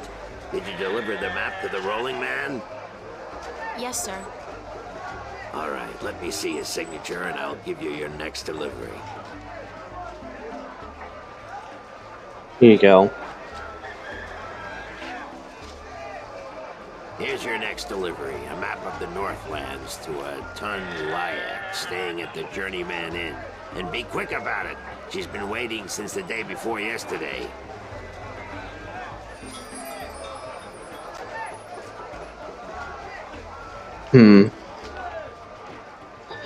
Okay, now let's talk to Cup's handler. Finally. Want to test your skill and perception with a game of cups? There are prizes to be won! How do I play? You put your coin down on the table. I put a cup on top of it and shuffled it around with the other two cups. And all you have to do is guess which one hides your coin. And remember, no magic used, and none allowed.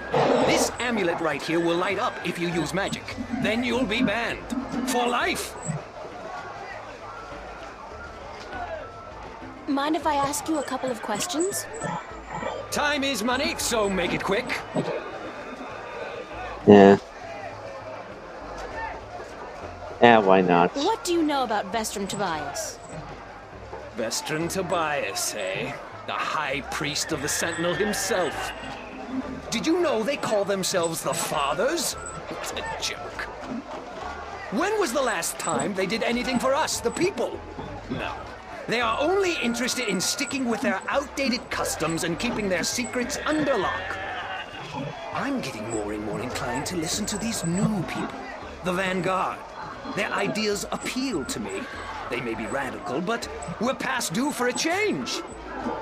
Only thing I don't wholly approve of is their alliance with the Tyrant. Filthy, dangerous people. But the Vanguard seem to have them under control, so I'm not too worried. I wish they wouldn't allow them into the city, though. How do you get along with your neighbor? The maps merchant? We've faced each other for 6 years now, every single day, and he never speaks a word to me except to insult me. Nose high in the sky, calls me a charlatan, as if he's the guardian himself. You no good oversized bag of wind? Do you know anything about Stark? Not much. I'm not too sure if I even believe in the place. I mean, you hear the stories and you read the books. Well, I don't, but some do. A place where there's no magic, only science? Sounds like a bloody paradise, doesn't it? I mean, with my, skills, I could make a killing in a place like that. What's Arcadia like? What a queer question that is. What's the world like? It's big, for one, and too expensive. And they should ban Dalmari women from gambling because I swear, they have a second sight. Thanks. Now, how about a game of cups? What can I win? Well, there's coin, of course. Double your bet or choose from a wide variety of exotic prizes. Like this antique Domari canter from Gien. A superb replica of Mount Tyranny cast in pure solid iron. Or the bird. A magic walnut from the once glorious island kingdom of Ansiel. Or the bird. And this, unique bird. Get me out of here! Keep your beak shut, you scraggly piece of... And he talks! Great for feasts and for the amusement of infants. He's our top prize, a real keeper. Okay, let's go. Just place your bet, investment, on the table and the game will begin.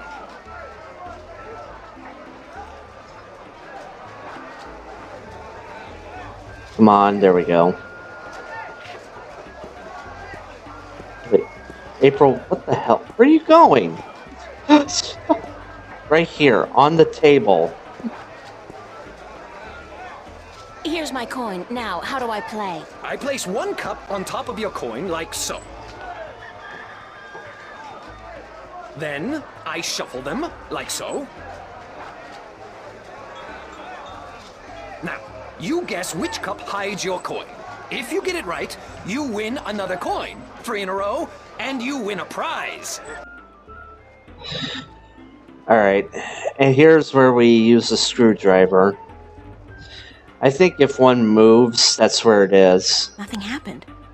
Okay, nothing happened.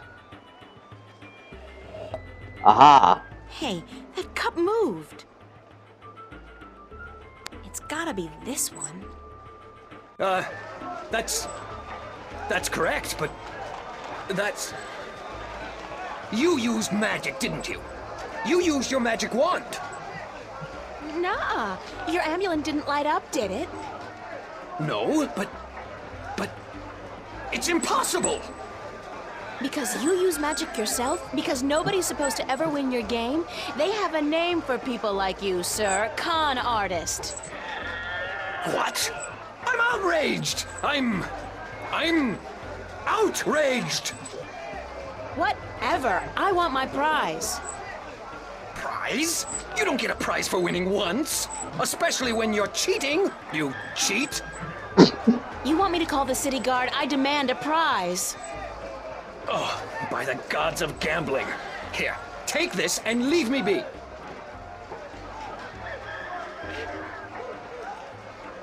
A calculator? Where did you get this? Oh, I don't know. Won it off some guy who got it from someone else who's supposedly been in stock. It's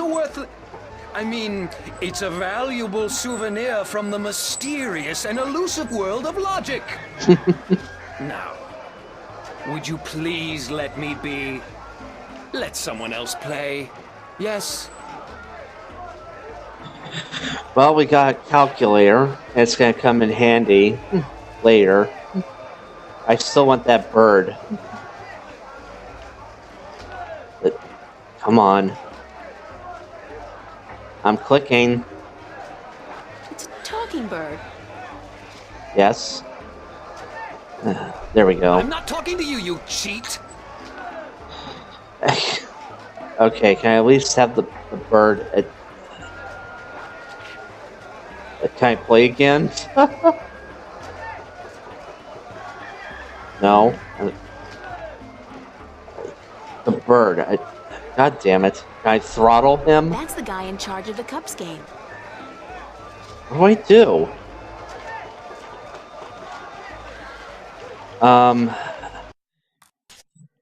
Shit, hang on. I'm gonna have to look something up again. Be right back.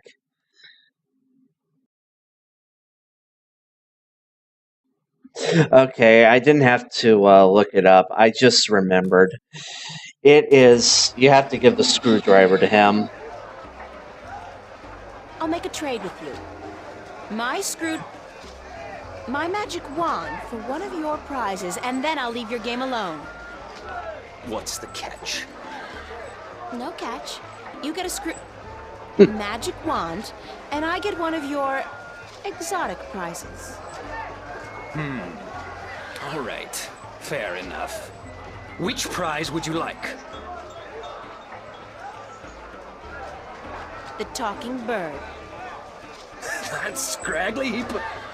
A fantastic choice, young lady. Hold on a second and I'll get him for you. A fantastic choice, and I really, really mean that.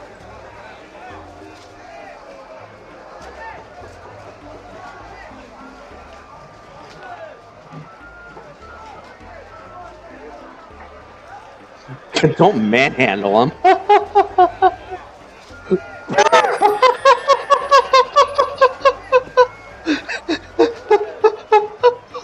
Oh my god, that is just hilarious. You're a bird, huh? Yeah. Wait a second. Did the old man send you to get me? I guess he did. My name's April. Oh, God, is there no escape? I mean, not that I like being cooped up in a cage for gamblers to gawk at and children to spit at all day, but give me a break. It's better than being locked away in a stinking chest. Thanks a whole bunch for rescuing me, April. You're welcome. No, hey, that's not what I meant. I was being sarcastic. Do you know what sarcastic means? Speak all tongue? Yes, hmm? No, actually, I don't. I speak English. English? English? I don't know where you're from, lady, but you're weird. Okay, so let me go already, all right? Enough with the I'm human so I can boss the bird around shtick. We're all impressed. Sorry, I promised the old man I'd win you back. I need a favor from him badly. Yeah? So what's so important you'd sacrifice a bird's happiness and well-being? The fate of 2 worlds, billions of people, and the balance. Yeah? So... No, forget it. So were you always just Bird? Or did you have a better name? No, it's always been Bird. My full name is That Damn Bird. I learned that when I was 2 weeks old. That damn bird, the old man would say. No good ball of feathers. Then he beat me with a stick. Really? No. He'd just stick me in the chest and forget about me. Which is almost as bad as beating, believe you me. I'm sorry to hear that, Bird. You know, if you were my bird, I'd call you Crow. Yeah, well, I'm my own bird, lady, and I don't... Crow. You'd call me Crow? That's a pretty good name. It's a proper name, at least, not just an insult. Anyway, I guess I'd better get you back to your master bird. He's pining for you. All he's pining for is coin to gamble with. It's really none of my business. Sorry. Sure you are.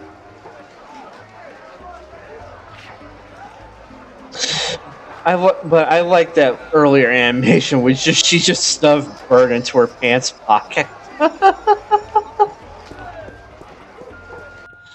Okay, time to deliver Bird to the old man.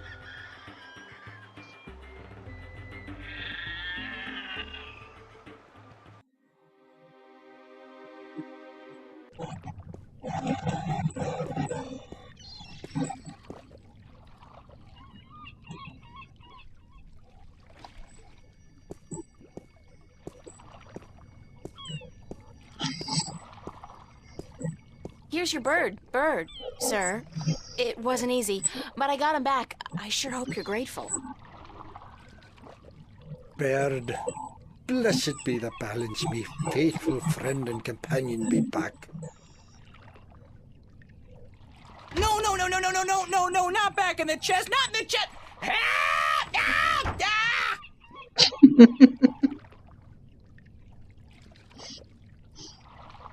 Now can you help me get passage on a ship? Aye, I be a man of me word. Speak ye with Captain Horatio Nebervale, the White Dragon, the ship behind yous. Tell him Umbrianos be sending yous to cash in on that old favor he be owing me. Thanks, old man. Ire. My life for ire. Wrong game. Okay. To the big boat.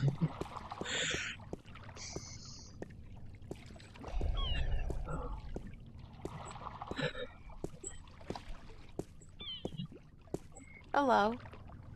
Uh-huh. You know old Umbrianos, don't you? The old drunk? Aye, he be a good captain once. But ever since he lost his ship, he hasn't been much worth to anyone. Be that as it may, you do owe him a favor, right? Aye, that I do. He saved my life more than once, and I wouldn't be captain of this beautiful lady if it weren't for him. Guess what?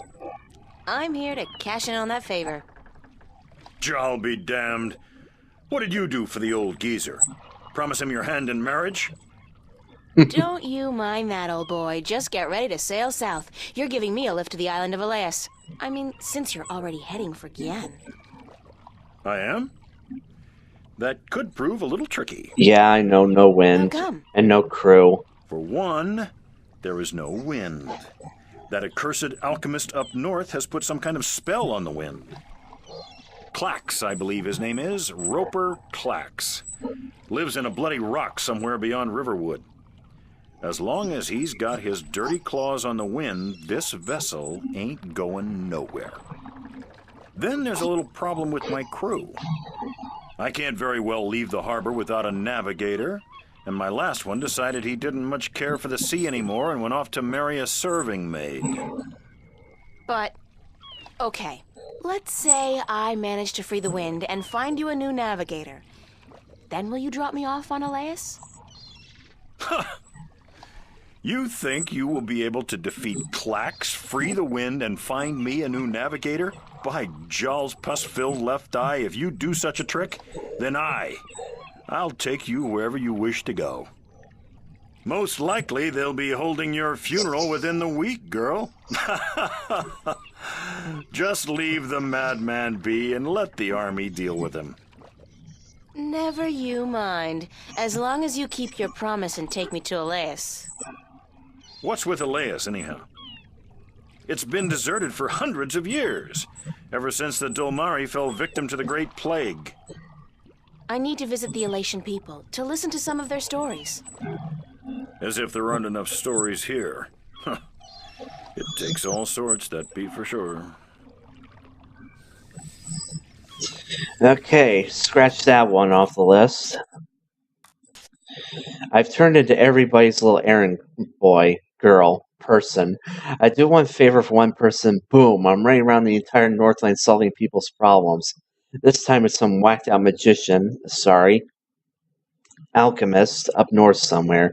He has, get this, captured the wind.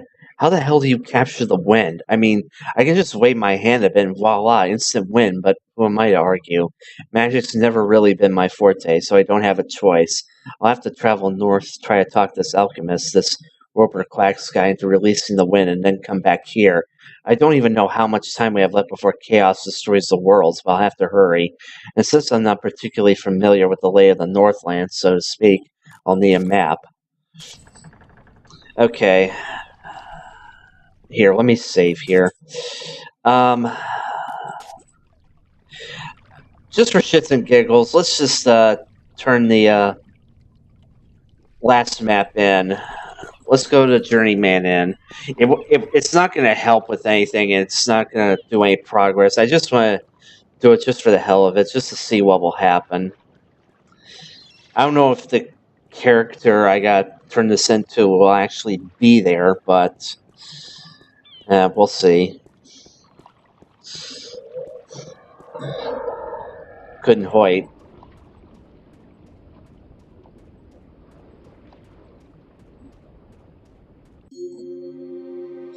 Yep, and we got the road north, which we gotta go to next. But let's go to the Journeyman Inn and see if we can finish this delivery job.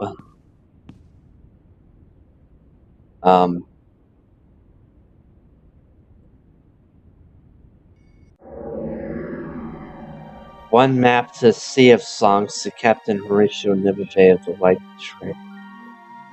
Okay, a map to Shigangriel, the Wastelands to... Oh yeah, he did put an X. It's Captain Nebive's, signature. Can't believe I went through all that just to get a simple X.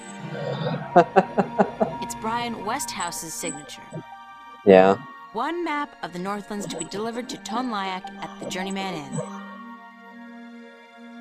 And doesn't seem to be there. Uh,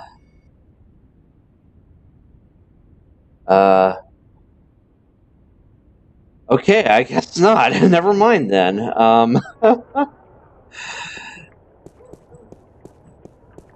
I guess we can't do it. Alright, the road north. Well, now. It's a small barn. It's a farmhouse. Obviously. It's some kind of cattle, but not the kind of cattle they breed in Kansas. Those monuments, they're enormous, like man-made mountains. Wonder what they are. What they were made for. I guess this area must be Riverwood. Well, we need to go into the forest, so let's go there.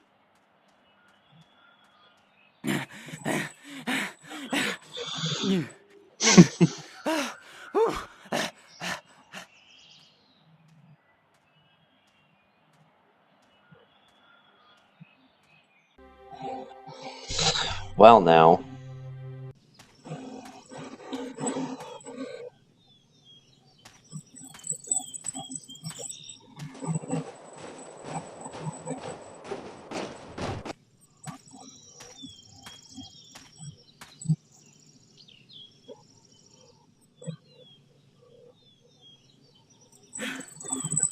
Do you always travel like you got a two-headed Besparian nymphate on your tail?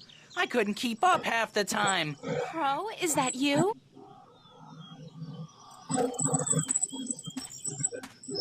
Of course, there was that pair of stunning robin redbreasts. Twins, did you know? Not as if I could just leave them without a kiss or two. Or 12, as it turned out. Maybe I'm just out of shape after being stuck in boxes and cages and knapsacks for the past 20 years. I guess it is you. Of course it's me! How many birds do you know with both good looks and a sense of humor? You got a sense of humor. Oh, funny. Nah, that's funny. What are you doing here, Crow? What am I doing here? What am I doing here? How about a nice to see you, Crow, or I've missed you so much, Crow, or at least a glad to see you out of that chest, Crow? It is nice to see you, Crow. How did you escape? Cunning, milady. Of course, that keg of Androgen stone liquor the old geezer got his hands on didn't hurt. I've never seen such a shameful display of public drunkenness in my life. Well, not since the last time I had a thimble full of wine. Phew, boy, were those ladies in for a surprise. When they were told I could talk, I'm sure they didn't count on my encyclopedic knowledge of Dolmari obscenities. The old man was gonna gamble me away again, you know. Went straight back to the cups handler after the, celebration. So, I decided to split before they put me back in the cage. That place was like a prison without the amenities. And let's not even mention the food. Did you ever try roasted Elguan dung? Ugh, pooey, duh, don't, ever. So, I pecked a button here and some soft tissue there and fled. I had nowhere else to fly, so I decided to join you on your, quest. It sounded like a spot of good old-fashioned fun. Like a Bird Zone adventure. It's not as if I came after you because I like you, though. You don't have any feathers. Thank God for that. Okay, if you want to join me, I wouldn't mind some company. I'm guessing you'll be using your wings, though, and not your feet? The ground's no place for a free spirit like myself, baby. Besides, I hear there are a lot of good-looking birds in this forest, and let me tell you, they don't parade about on the ground like winged chickens. Just try to slow down once in a while. Let me catch up. Sure. But how do I get your attention if I need to talk to you? Can you whistle? Like this? Sorry. But wait a second. I got a little flute. I could use it to call you. I'm not a sheepdog. Let's get that straight. You play your tune, and I'll consider your request. I won't be flapping to attention like a tame soldier hawk. Deal. We better get moving, though. It's getting late. Aye, aye, Captain. I'll try to keep an eye out ahead in case there's trouble.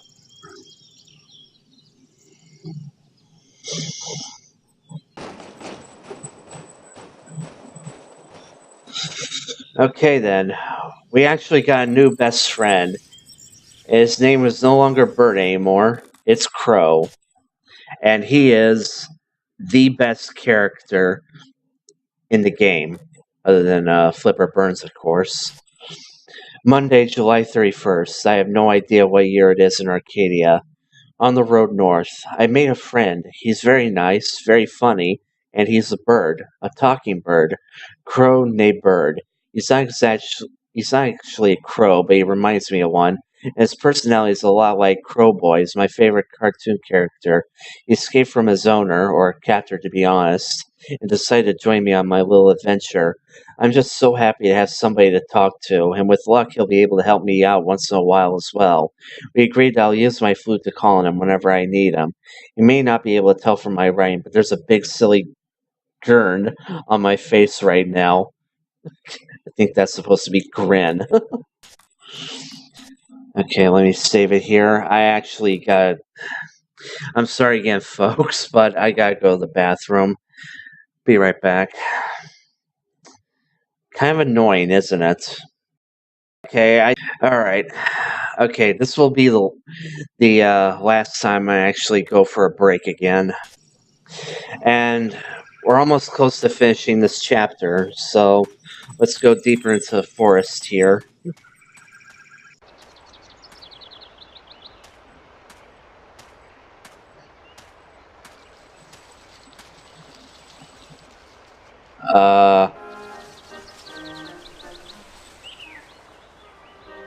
Okay.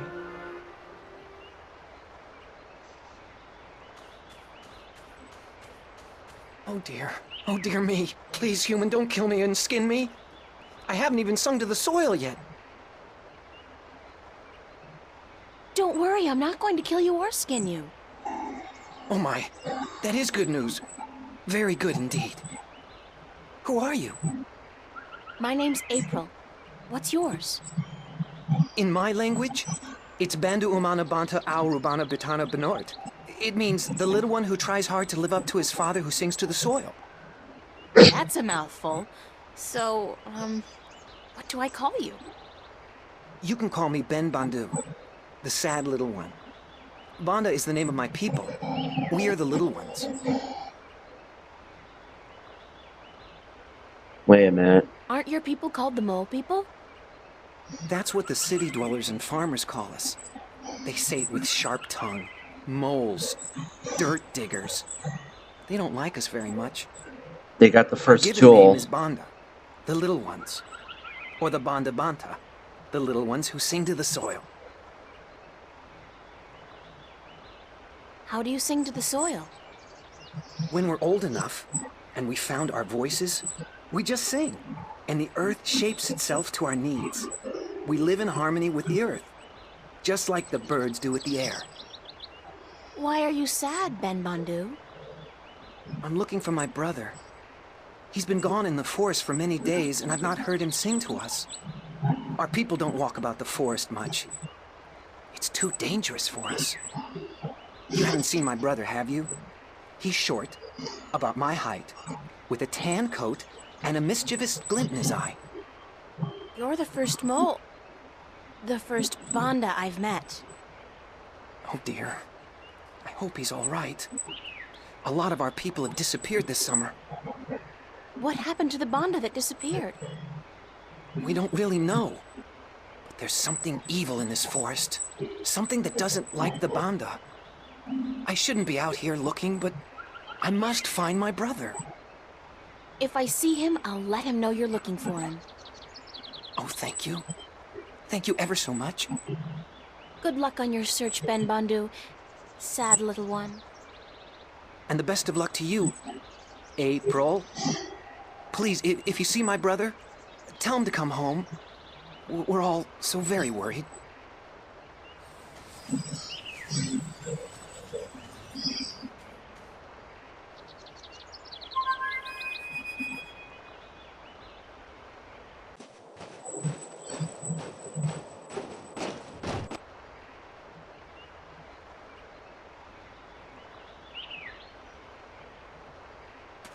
Hey, Crow, would you mind doing me a favor? I was having this tete-a-tete with a pretty young sparrow, but hey, Crow at your service. Did you say favor? Oh, sure thing, unless it's something extremely... No, make that even remotely dangerous. I don't like dangerous. Not at all. Just scout out the forest from your vantage point. See if you can find Ben Bandu's brother. Ben who? The mole I just met. I thought you were supposed to be watching me. Didn't you pay attention? No. Mole, you said. They're savages, the lot of them. You eat birds, even. Crow, I eat birds. You probably do, too. Yeah, I love a roasted duckling and a tangy orange. Oh, well, yeah, I see your point. Looking for a lost mole, then, are we? Yeah, and they're called the Banda. I never got into that whole PC thing. It's not Tyrox, it's the tyrant. Don't say chicks, say birds. Don't say birds, say women. I don't know, it's all a little too complicated for a simple man of the air like myself. Just go look for the lost Bandu, okay? Yes, ma'am.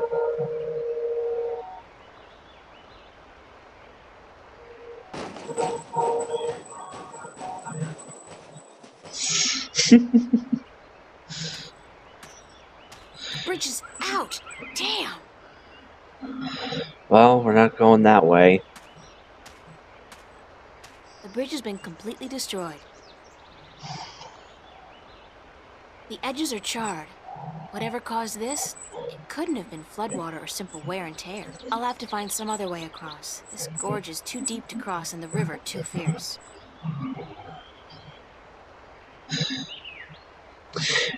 Okay. Fair warning, what happens next is basically a cross of Hansel and Gretel and Little Red Riding Hood. You'll see why.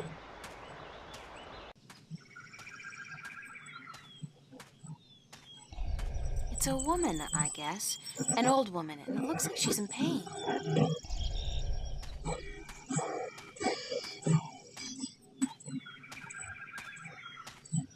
Oh, please, pretty lady, pretty, please help me. I've fallen and I can't stand up. What happened to you? Oh, I was out picking bones. Berries for my stew, and flowers. Yes, pretty flowers. Then I tripped over a big old root and twisted my ankle. It hurts so. Please help me home, pretty lady, please. Where do you live? I live not far from here, not far at all. No, help me home and I'll cook you a fine stew, I promise. Yes, I promise. Just help me home and I'll reward you for your compassion. Yes, you'll have your reward. Who are you? Oh, I'm nobody at all. Just a frail old woman picking bones. Picking berries for her stew so she can feed her prisoner guests. Feed her guests and fatten them up for the long winter. Not very subtle. Why do you keep swallowing your words? Because I'm just a frail old forgetful woman, yes. All right, I'll help you home. Oh, yes. Thanks, plump little treasure. Nice, pretty girl, thanks.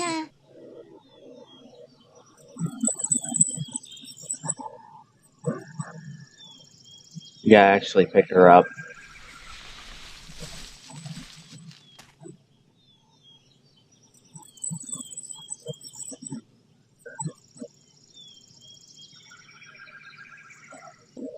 I still need your help, Plumphood, pretty girl.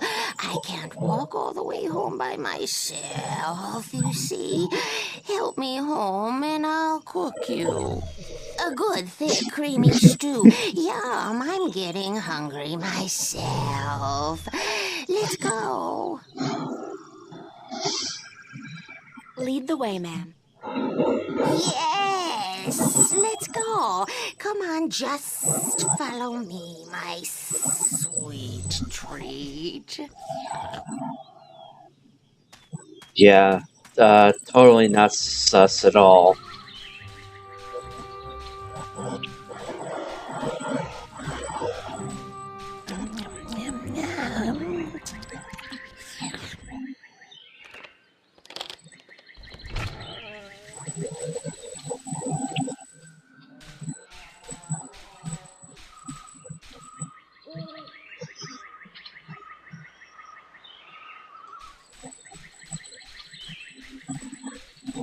Looks like a cozy little burrow, like a hobbit hole.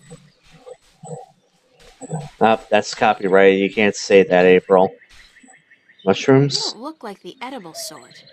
In fact, these mushrooms look cancerous. And ugly. Pick them They up. look cancerous, and I'd rather not touch them. Eat They them? look cancerous, and I'd rather not touch them. Okay, fair enough. Into the house. Come in, honored guest. I'll just check on my stuffing. On my stew, yes. My thick, delicious stew. Oh dear, what have we here? This stew isn't good enough to stuff.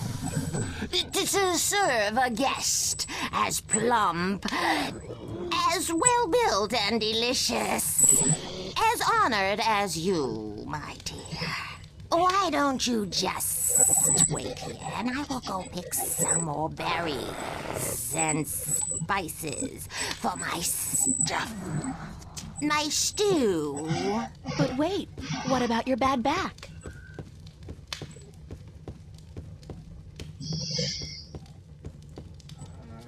What a strange... what a strange woman. Really, April?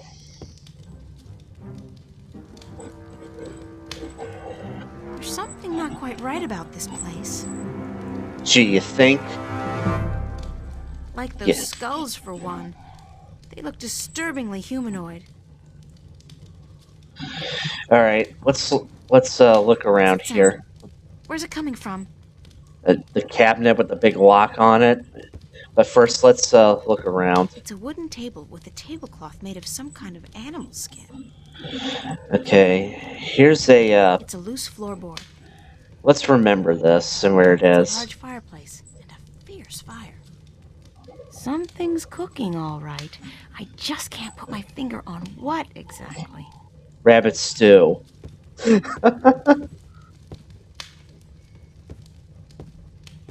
It's a window, but it's too small for me to squeeze through.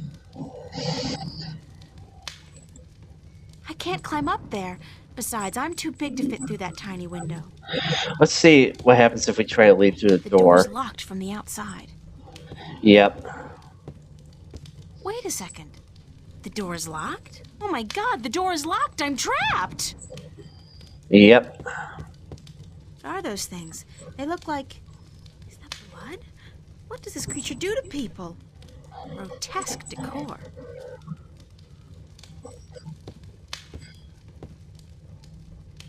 Grotesque decor. Oh, right, I just... Looks Okay. like a solid piece of furniture. It's got a chain tied around it. There's that strange knocking sound again. There's something with the... It's locked solid. What's that? It's... No, really? Okay, let's... What do we do? I think we're supposed to find, like, a plank or something. Not that one, another one. That pillar looks a little shaky. That pillar looks a little shaky. It's kind of shaky, and Okay. Oh, wait. There's a skull here.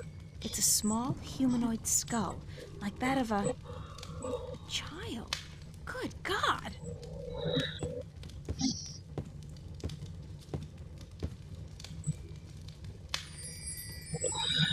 Okay, we need to find something to do with that.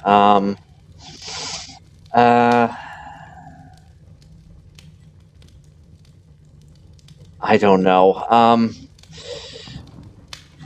Oh God. What do I do? What do I do? What do I do? What am I missing? What am I missing? Do I use the pen on the lock? Push pin? No. Oh, the broom. I totally forgot about the broom. By the looks of this place, I don't think it's been used much. Nah, I don't think so either. To carry around. Maybe I could use it somewhere in this room. Use it on the cabinet.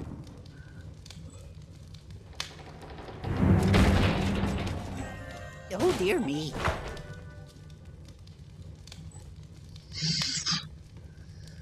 Well, we found Ben's brother. Who are you? Are you going to eat me? I'm April, and I've come to rescue you. Oh my, did my tribe send you? So to speak. I met your brother, Ben Bandu. Ben Bandu? Bandu umanu banta orobana biutan dinoart? I think so. He said to call him Ben Bandu. Because he was sad for me? He will be so glad to find that you've rescued me then. Yeah. There could be a tiny little problem with that. The Gribbler captured you too? I guess whatever the Gribbler is, did capture me. That took me by surprise since I did come here willingly. That's how she works, the Gribbler. She tricks Banda and humans to come here to her house, and then she cooks them and eats them. Friendly old lady, she's not. What's your name? Bandu utamatuta uyatan ayama binaort. That's a little difficult for me to remember. How about I call you Bandu Uta? Oh my, yes, that would be fine. We have long names, us Banda, as long as our tunnels. You can tell me more about your people later. Right now we need to find a way out of here. Okay. I had my first encounter with the Banda today, saying Mole Man is apparently like a racial epithet and a big no-no with these people. His name was Ben Bandu. He was a really sweet man or boy or whatever he was, I can't really tell. But he was sad. Ben had lost his brother in the forest and he was looking for him. I told him I'd keep my eyes open. I urged Crow to do the same. I hope he's alright, because if he isn't, the forest is probably not such a friendly place after all. I guess I missed this one. I've been tricked. I should have known something was wrong with that old woman. I mean, she was drooling and slobbering all over me. She kept tripping over her words and saying stuff like prisoners instead of guests. Her teeth were abnormally large, but still, if you can't trust sweet old ladies who hurt their leg picking berries in the forest, who can you trust? Hansel and Gretel, my heart goes out to you kids. All kidding aside, however, we need to get the hell out of here before the bitch comes back. But how? Well, we got the skull. Might as well put it to good use. Alright. Let's get him out of here first off. Let's try something. Oh dear me.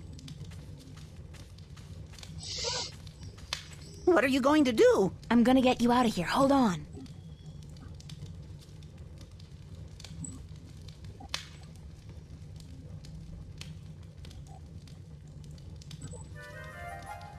Hey, wait a second. I need you to open the door for me. Don't run off. Damn.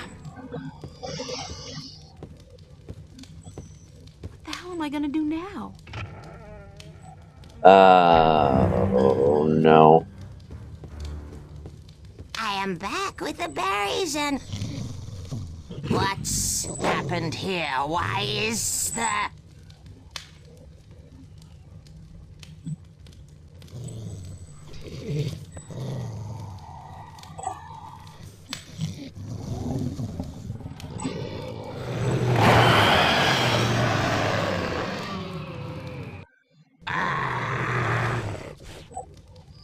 What have you done, you stupid little human? I just saved an innocent person from being your dinner, Gribbler, so there. So, you think think you could come into my house and set my dinner free and get away with it? Well, I will get away with it because soon a lot of people, armed people, will come to get me and to kill you. So you'd better run away while you still have a chance. I guess you will be my dinner tonight then, and I had hoped to save you for tomorrow. Oh, come on, Gribbler. You can't honestly think you can eat. Step aside. I know karate. Beat it. Get out of here. Oh, shit. I look like a serving maid. Okay, shit. Come on.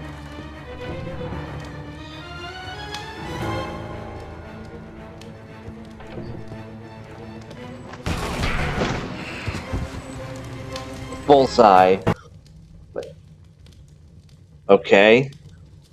No screaming, no. Ah, it burns, just instantly dead. Okay. No examining or... Okay then, well, I'll just leave then.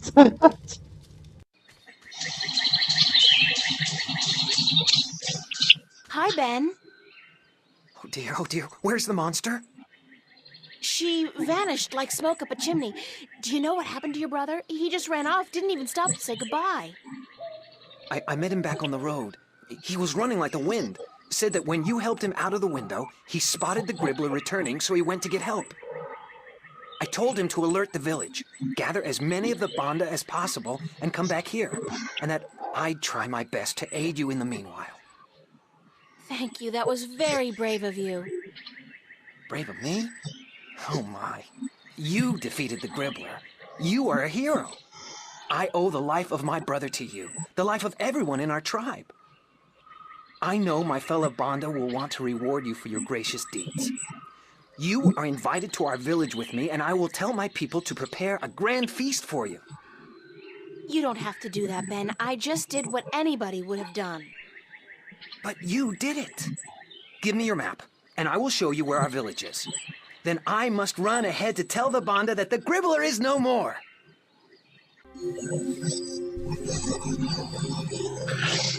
Okay then. Monday late afternoon.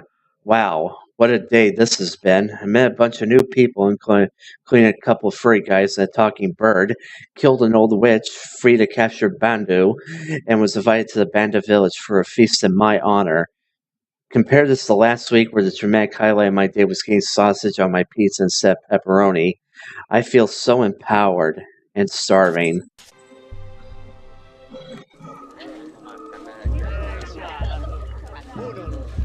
April!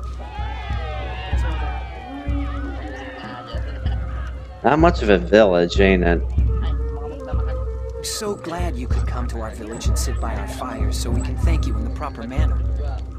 It's my privilege, Ben Bandu. I wouldn't want to pass through this forest without visiting your village and seeing for myself how the Banda people live.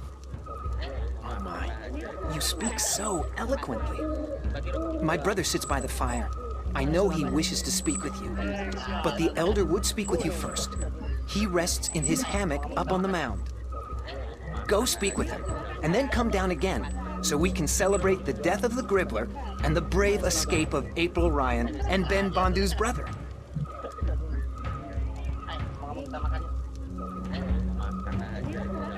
It's a hammock built for a Bandu. Neato. Glowing. You got a nice bonfire going. And there's Crow. Let's talk to Ben Bandu's brother, Bandu Uta. Let's talk to him. Oh my, we would be honored to have you sit next to us, but the elder does insist that you speak with him first. He would like to thank you in person. Okay. Well, since Crow's here. Crow! When did he get here? Maybe he's always been here. Let's talk with him. The elder first. I don't. Okay. April, what? Come on. Come on. There we go. Oh, come on. I had it. Glowing. Glowing.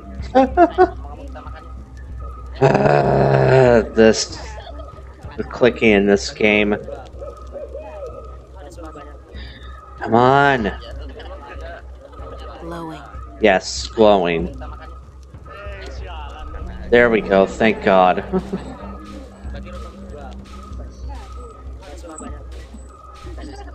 The hero of the day comes to visit the old Bandu.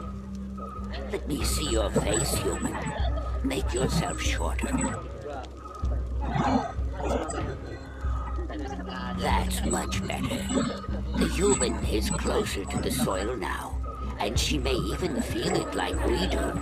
Moving, shaping itself, breathing, beating. I don't feel anything. Sorry. So the human is not a digger, but we don't judge her because of that. The human is a hero, she is. Don't call me that. I'm not a hero. I was just in the right place at the right time to help somebody out. She destroyed the evil that haunted our forest and rescued one of our little ones from the creatures of chaos. And so she is a hero. She's the one spoken of in our songs, is she not?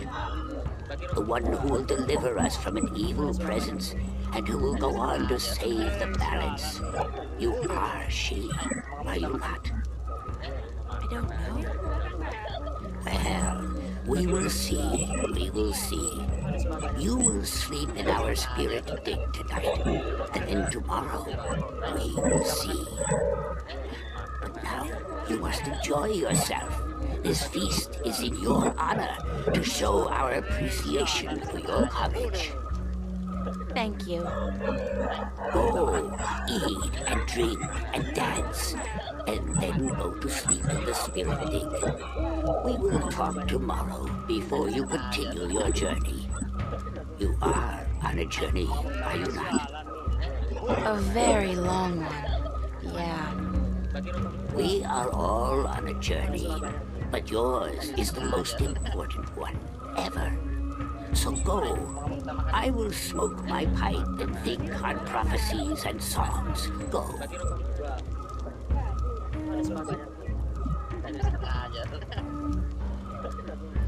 Alright. Let's see if we can talk to the others, if it will let me, thank you. Crow? Oh, hey, I was, wondering what happened to you. What happened to you? I thought you were supposed to help out in the search. I could have used some assistance this afternoon.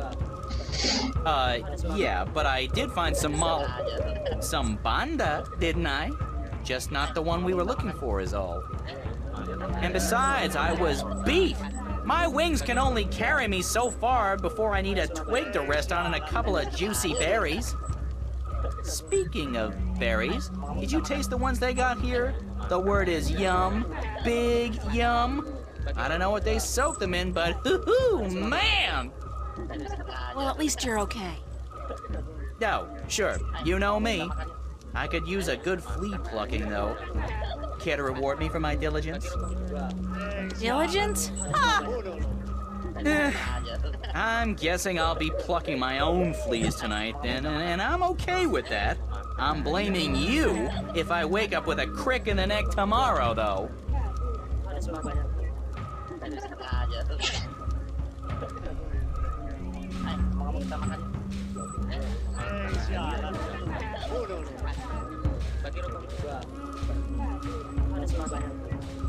Oh dear, it's April. Sit down.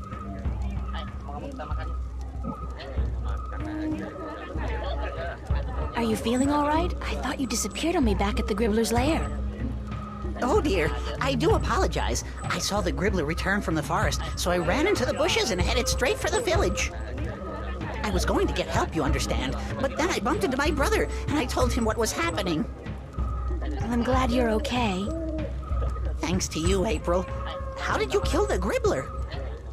lots of luck and a little bit of quick thinking. My limited talents in the martial arts were woefully underused.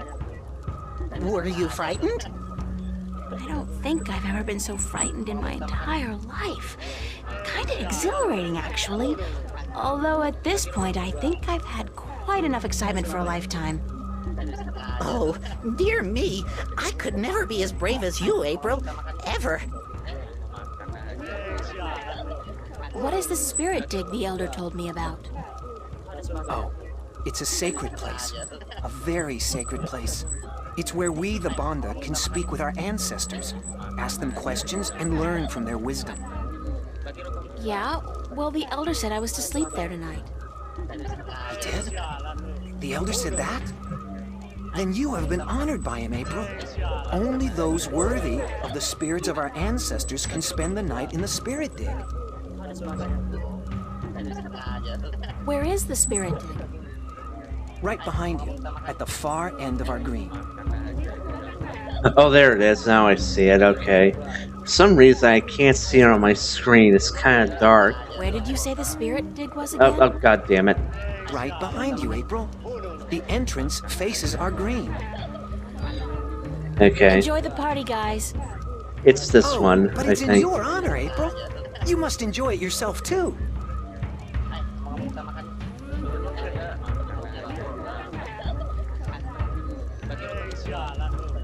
There it is. Okay. I didn't see it there for some reason.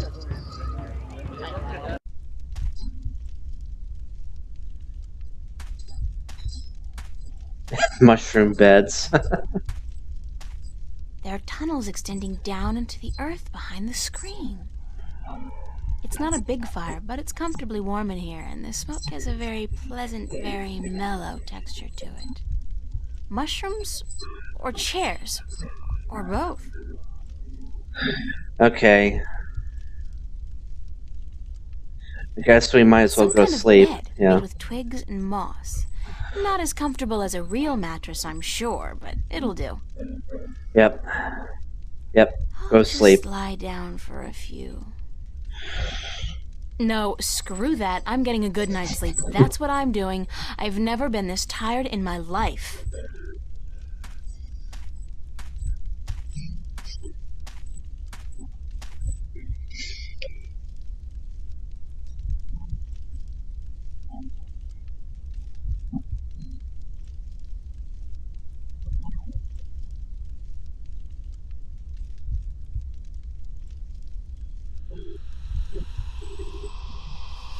What the hell do you think you're doing?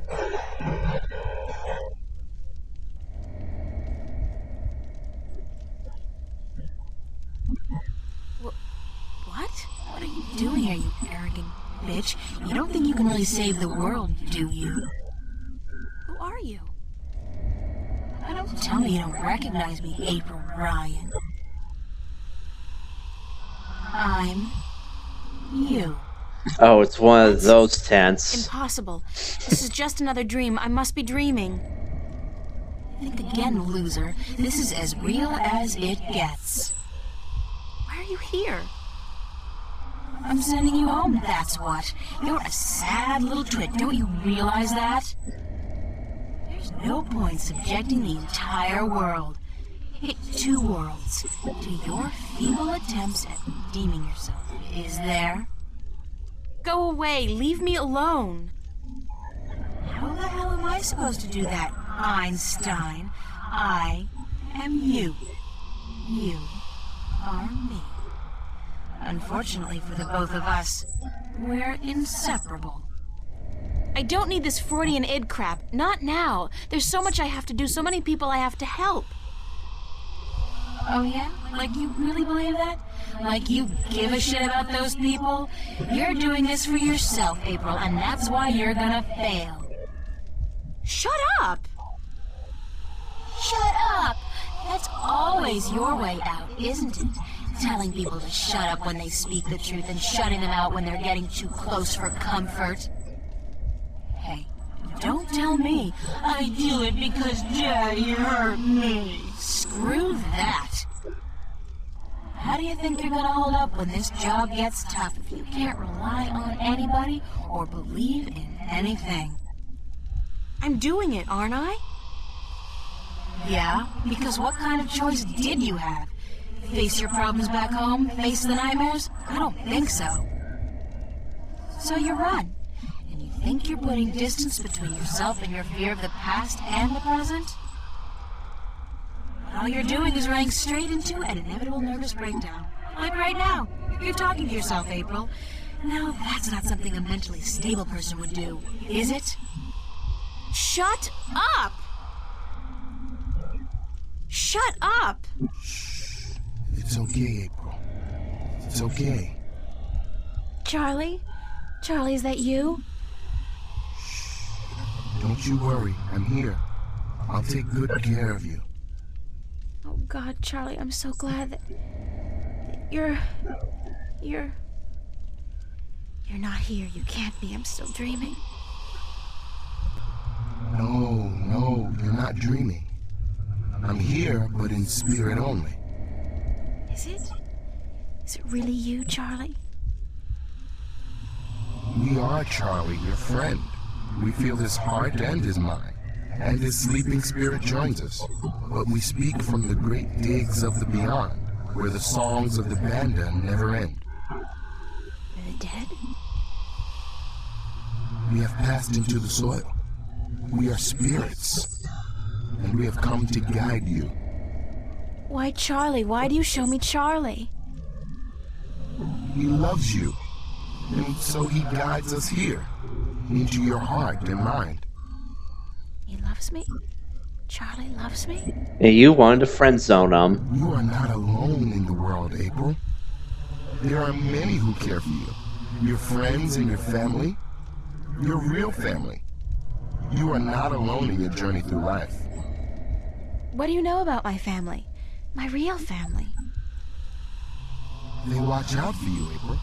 That's all we know. They have never abandoned you. They have just let you live the life you needed to live, to understand. It's important that you understand. Understand what? That life, even when difficult and painful, is a gift. That love is priceless and rare and precious. That every good action, every good thought counts. And that a single person can make a difference, can change the world, if she puts her mind to it, if she believes in herself, and the people who believe in her. But everything is so frightening. I don't understand half of what goes on around me. Did not the mother say she would help you? Watch out for you? Did not Charlie and Emma, your friends, offer to give you a helping hand when you didn't even tell them the truth about what was going on? And Cortez the Red, did he not prove himself a friend as well? How then can you be so afraid when you have so many spirits to be with you in your darkest hour? Cortez the Red? Cortez the Red? Yeah. Please, tell me what I have to do. I'm just fumbling in the dark here. Follow your heart and your spirit, April, and use your mind. These are your weapons, and with them you will defeat chaos. When you wake, tell the elder that you've had a bakbar, that you've spoken with the band of spirits, and that your name amongst our people is now April Bandu and Bata, April Digger who will seek and find. Oh, don't go, please don't go.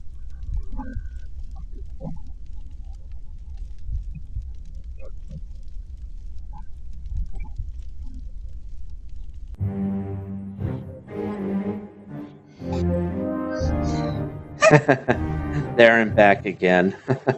Subtle.